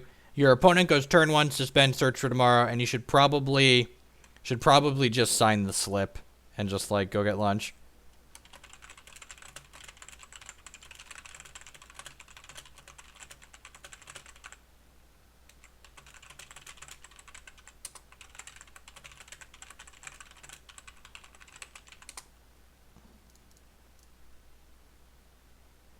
So when folks love to ask what the bad matchups are, this is I would use the words unwinnable.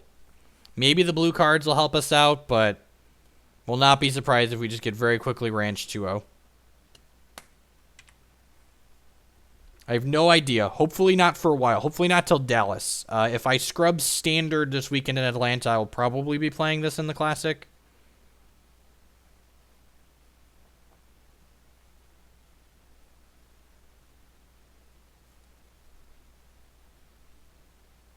How angry are the gods? Main deck P&K maybe? Main deck Baloth? Oracle Moldiah, sure.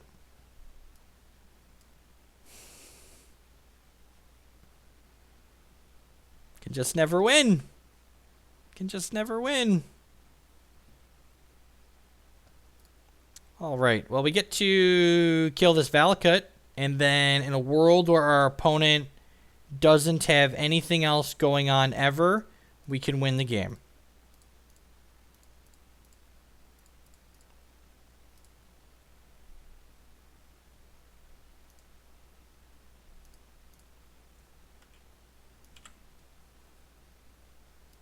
I am planning to attend Dallas. The Opens I already have on my schedule, regardless of how good the Season 2 fund goes, is I am attending Dallas, I'm attending Orlando, and I'm attending Atlanta. I had those scheduled, and I still have money for those, even with the sewage trouble.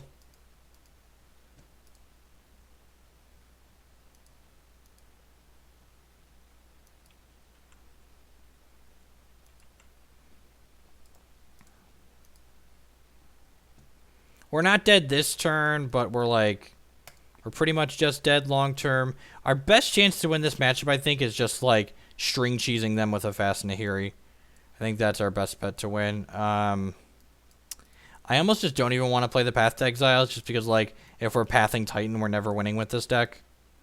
Yeah, I think I'm just gonna do this. Just like balls the walls, try and cheese them out, and hope for the best. Missionary is probably better than Scavenging Ooze. Let's do this.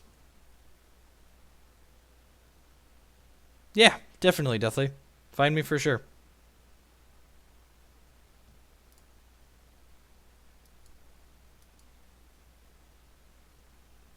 What do the kids say? YOLO? Have to get lucky to win this matchup anyways?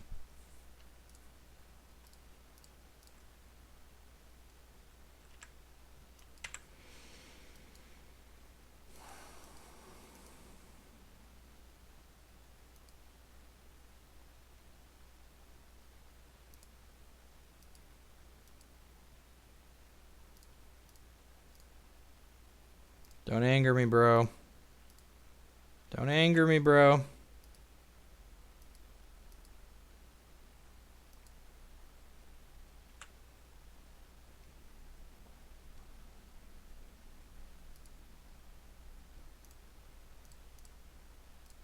So, I think I'm just going to Fulminator Mage him here.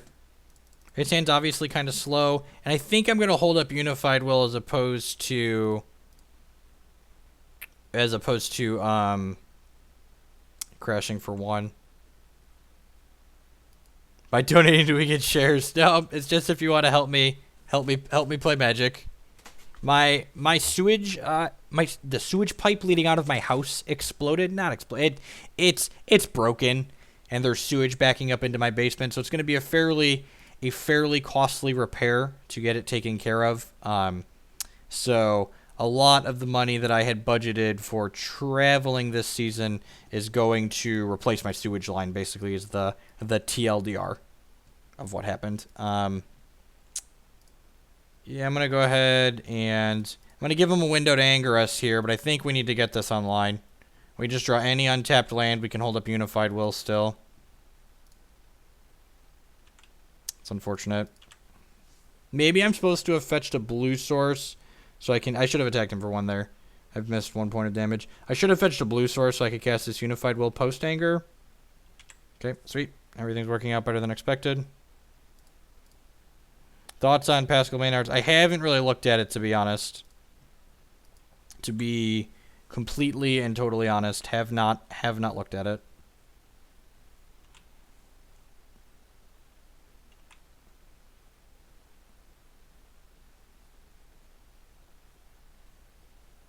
Emrakul is hungry.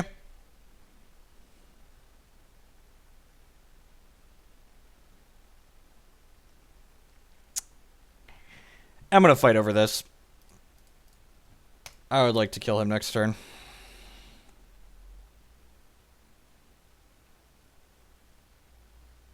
$31K is such a weird number for that. So rude.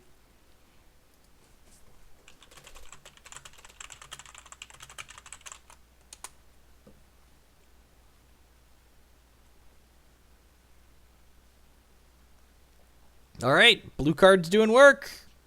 God bless a Unified Will.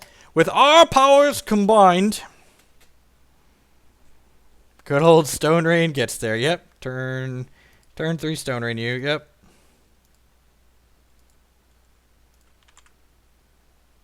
Got him. Got him.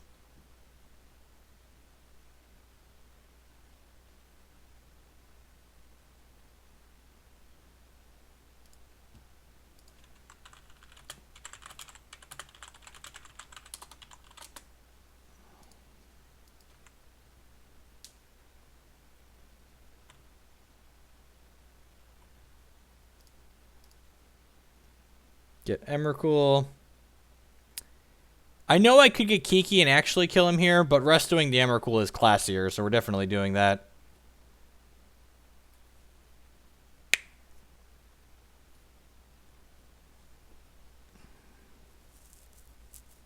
Burgle, I think it's better because I'm playing more lands.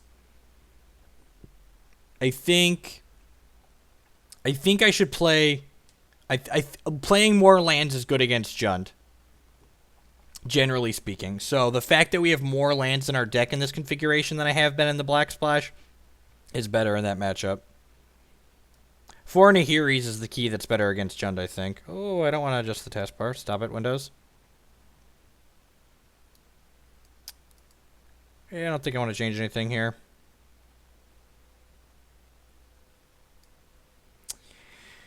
They play Colony Heart Expedition, don't they? Do they play Colony Heart Expedition? Anyone know? Is this Reclamation Sage supposed to be in my deck? Because that's not nearly as fun as getting to keep my Emrakul.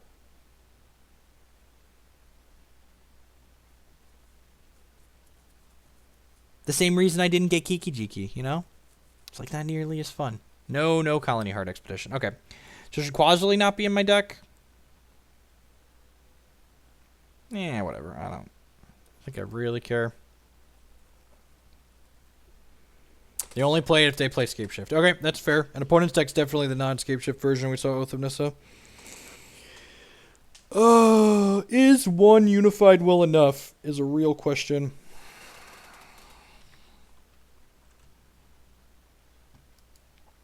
I feel like I want acceleration into Nahiri. And, like, I've got a lot of acceleration in the deck and a lot of Nahiris, and this hand has neither of those things. Unified Will is pretty good, though. Pretty good. Yeah, I think I'm going to keep it because he mulliganed. Like I said, our chances aren't great in this matchup anyways. And, like, he could just, like, bolt our Accelerant even if we find one, so... Alright, now search on one. We got that going for us. There's... Hello, my lady. Hello, my darling. Hello, my ragtime girl. We're boarding out Accelerants in that matchup, Burgle. Like, I find myself losing more games to Jund where I miss land drops than where I flood out. Obviously, flooding's not good against Jund, but I definitely think I lose more to not having enough lands than I lose to having too many lands against them.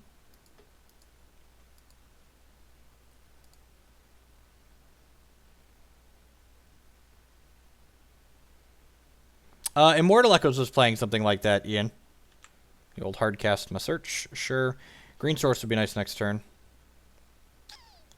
So I'm just going to go ahead and cast this, and then I'm going to shock this in case he threw the breaches me. It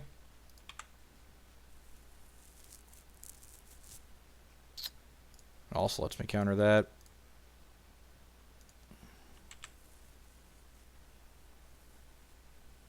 We could die this turn. He could just go, like, land, breach, kill you.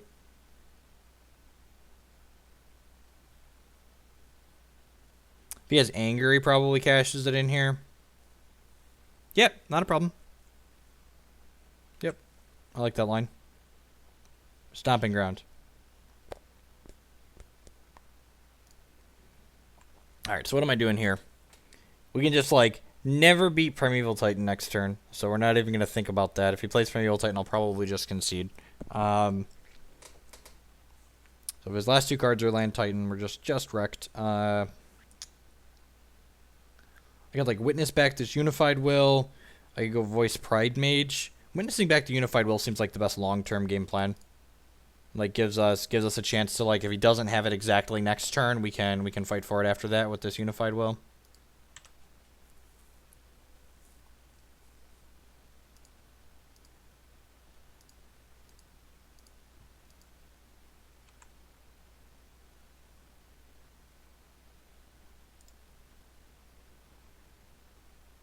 Why wouldn't the last two cards be Land Primeval Titan?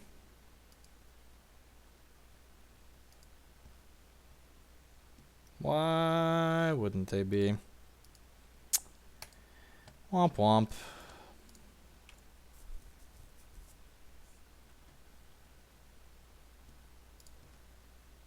Like I said, that matchup's bad enough that it's that deck is single-handedly the reason why I haven't been playing Kiki corded paper events. Like, you just, like, you sit down and, like, feeling that helpless in a matchup Magic is just, like, not something I enjoy doing. And, like, generally Kiki has a lot of play to it in a lot of matchups, and just, like, you just have, like, almost zero play to that matchup. You just, like, you just die, or sometimes you tease them out, but I mean, it looked like you made all of the correct plays. Like, your deck doesn't really interact with your opponent a whole ton. You've got, like, just anger and some bolts. Like, the red-green deck just, like, hopes whatever it's doing is bigger than what its opponent's doing. The Titan gets 2 lands out of your deck and puts them into play. And in combination with the Valakut land, it just gets a bunch of mountains, and then every land drop and card in your deck just does, like, 6 points of damage.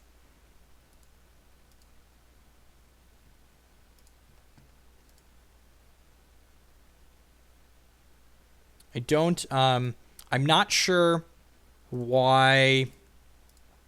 Again, the red-green Valakut deck, every time I look at it, I look at it and go, why is this better than Infect? Like, it's just, like, doing the similar things with, like, more slowly, it seems like. The Infect deck randomly kills people on turn 2 sometimes.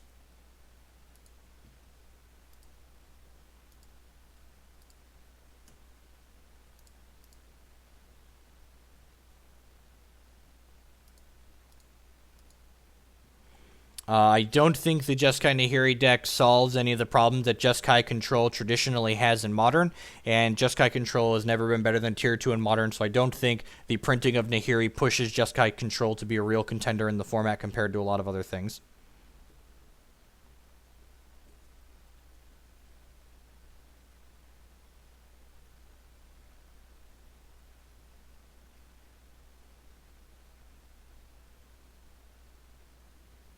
Budget's a great reason. I understand that completely.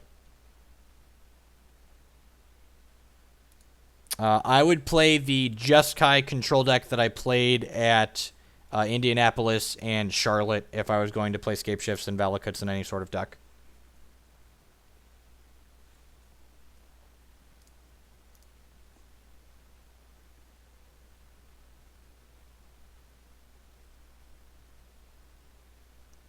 Sure, but most of Modern isn't about having inevitability. It's about just killing your opponent.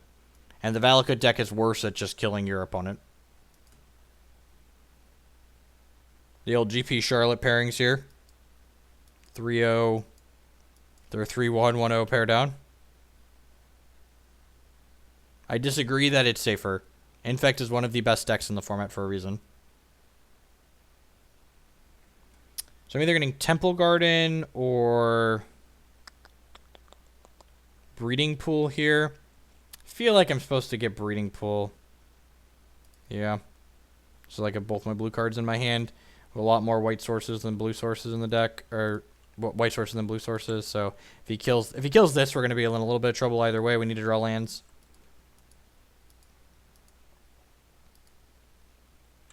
Like, you just think about the decks that exist in Modern that are popular, and, like, you go, do I need inevitability against this deck, or do I need to interact with them or kill them? And, like, the answer almost every time is I need to interact with them or kill them, and the Green-Red Valakut deck doesn't interact very well, and it doesn't kill them very well. I'm going to go ahead and fetch now. Probably get Sacred Foundry here. Yeah. Only white source that land gets.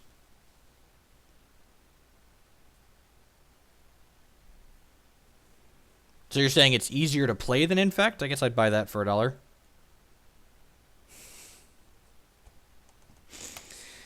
Well, I'm glad we have Glenelendra and Fulminator Mage in our opening hand, since our opponent is also playing Scape Shift again. And again, this is why people ask me why I put down Kiki Cord. I did not play Kiki Cord at 2 events because these matchups are hard. Almost impossibly hard. The blue matchup is a little bit better than the non-blue matchup, but either way, they're not great. So, like, hope the Nahiri resolves and is good enough. We're just gonna get remanded though. And then this will resolve. Oh, Peer Through Depths. Well, that's good. So you're saying we have a chance? We lost the matchup to Valakut because, as I said, it's almost unwinnable. It's very, very close to unwinnable.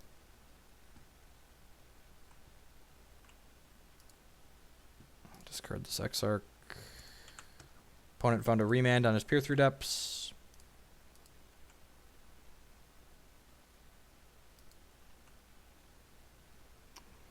Opponent can just Cryptic bounce this, which is annoying.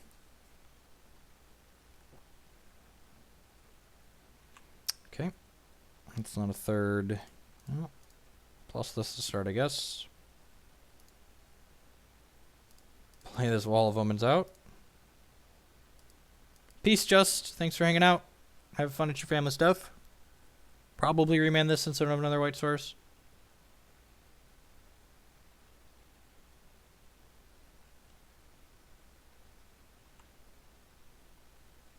Yeah, then that's a completely fair line to say, Ian. Like, you'll often hear me describe, like, we talk about, like, the floor of a given deck. Like, the floor of the Valakut deck, like, when you're playing it awfully, the deck might be a lot better when you're playing poorly than Infect is when you're playing poorly. Because you're right, Infect gives a lot of play on both sides of the table.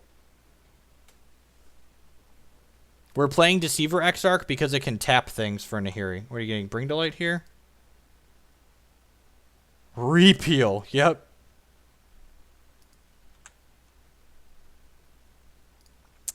This gives us a chance to stick the Glenelendra.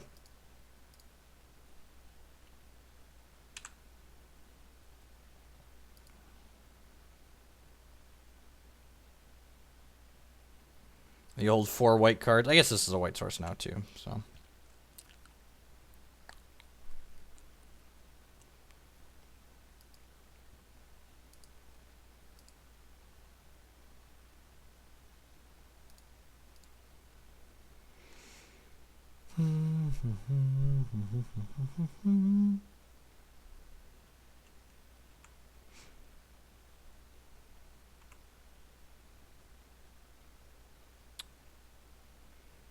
Start by attacking with this. I really don't want to use this Glen to force my plays through. So I'm going to lead on this Voice of Resurgence.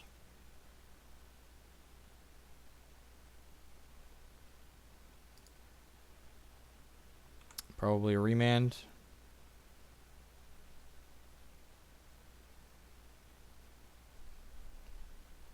Lightning Bolt, sure. You know, bolt my Glenelendra? Bolt me? He's probably like double bolting the Glenelendra Archmage here. Or maybe he's countering this in response to the Persist trigger.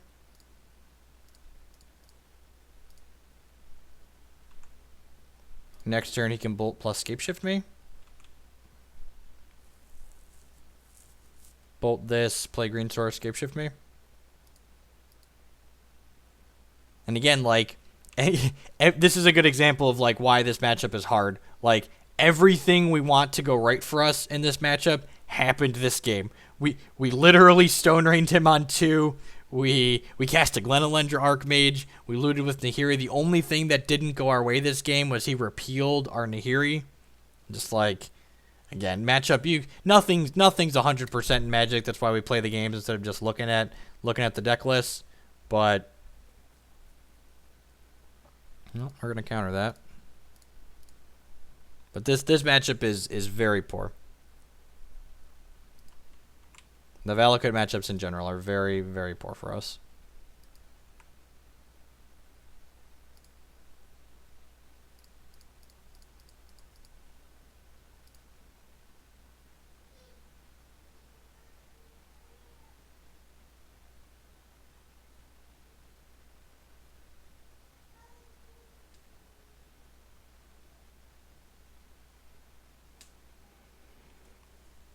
If he had Cryptic Command here, it's not unreasonable to play it.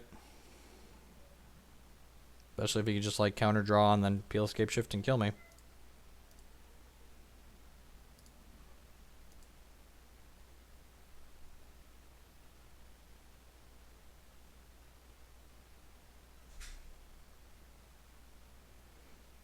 Burn doesn't have a lot of results lately. People saying Burn should be considered tier 1. Burn has not been putting up that many results.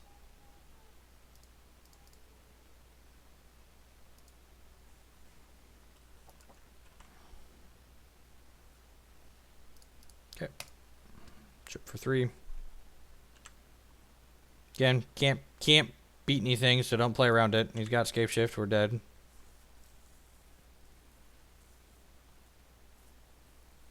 Kill me, opponent. Kill me! We haven't even drawn Path to Exiles this game. We drew all of the cards we wanted to draw. We drew Stone Rain. We drew our counterspell.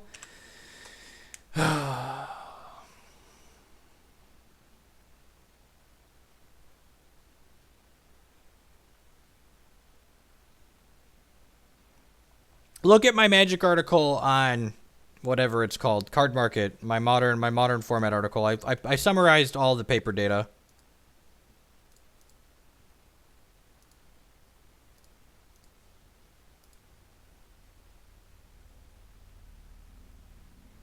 No, I'm in the same room. I just I relocated the webcam. Tribelder, Cryptic, bounce by thing, Tribelder, sure.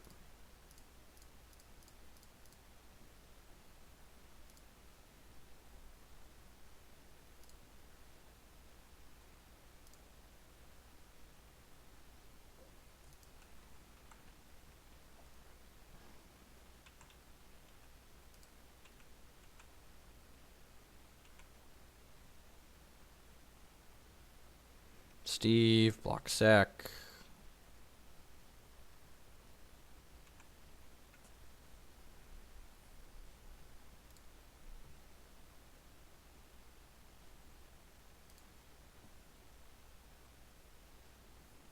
Lantern control is hard to play and probably isn't very good in the first place. That's our PSA on Lantern control. Play another Jackal Pup out.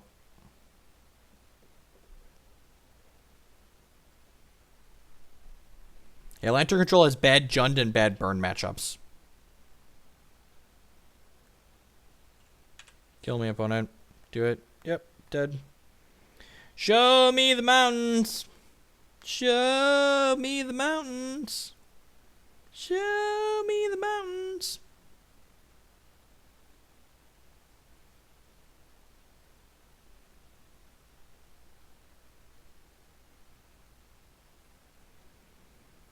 I mean, he's not guaranteed to block sack if we don't attack with the voice. He might just leave it there to chump next turn if we do that.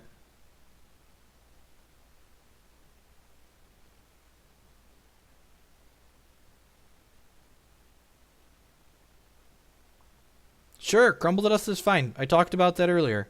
You should skew the deck to beat. Yep, those are the mountains. Good game, opponent. Don't make him stack their Valakut triggers. That's being a dick. Make him show you the mountains exist in their deck, but don't make him put the triggers and click through it all. That's just rude. Path to Exiles out. Lone Missionary out. Scavenging Ooze out. Actually, Lone Missionary and Scavengers are probably better than Helix. It's like the old Grizzly Bear beatdown plan. Yep, let's do it. The old 3-0, 3-2. Feel bad leagues. Magic Online leagues are so miserable compared to Hex Gauntlets. Just like the stone worst.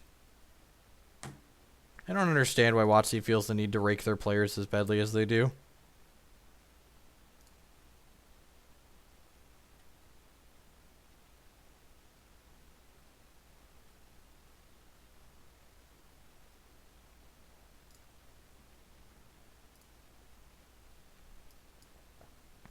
This hand does stuff. It's not good stuff, but I think it's keepable stuff. Maybe. Maybe it's keepable stuff. Glenn and Voice are both reasonable in this matchup until they just kill us. The more Hex I play, the less I agree that Magic is a better game. I think Hex is at worst as good as Magic, and it's probably actually better. The gameplay and the intricacies that Hex has, being a digital game as opposed to being a paper game, is pretty awesome. Hex Gauntlets work in the same way as Hearthstone Arenas, a similar way to that. You play matches until you win a certain number or lose a certain number. So basically, you don't get punished for like getting a bad pairing once or twice or having a little bit of bad luck or making a mistake. Like if you 5-0 a league, if you 5-0 a gauntlet, it's the same prizes as going 5-2 in a gauntlet. So your prizes are based on your number of wins, not your total record in a set number of rounds. I'm sure having a set number of rounds is easier to program for the poor people at Wizards of the Coast that don't know, a semicolon from their elbow. All right, links to the deck list below the stream.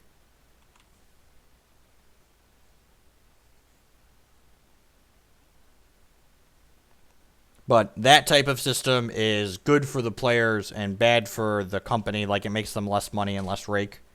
Return this permanent, draw a card. I'm going to do this.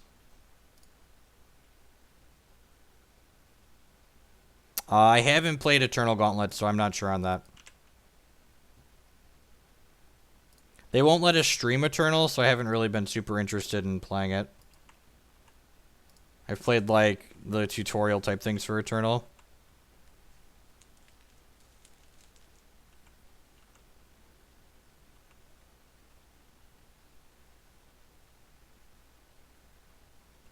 Rake. Rake is a poker term that refers to the percentage that the house is taking.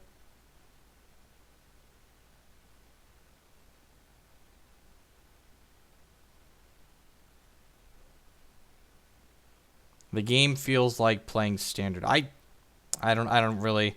I like the format, the current constructed format in Hex. Like the random oops you dies in Legacy and Modern are just like don't generate what I would personally consider to be good games in a TCG. So there's a reason why Standard is one of the most popular formats and has the most events. Like that type of gameplay is desirable overall on average. It's like the games where you're just oops I'm dying are high variance games because of the power level of the cards. So Standard's one of the lower variance formats. Eternal is a card game, a digital-only card game being created by Direwolf Studios, I believe it is. There's a lot of professional Magic players that are working on it, such as LSV and Conley Woods and Michael Jacobson and other things like that.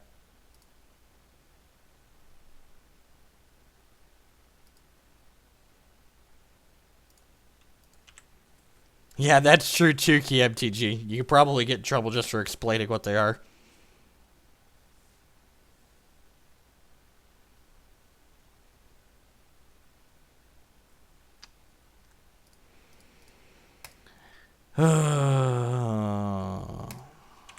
Slowly beat you down until you kill us dead. Bum ba dum ba dum ba dum until you kill us dead. Michael Jacobson. It's Michael Jacobs, right?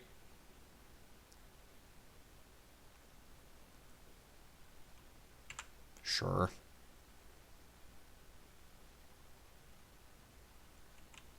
God, I haven't seen an Inferno Titan in that deck in forever. Land.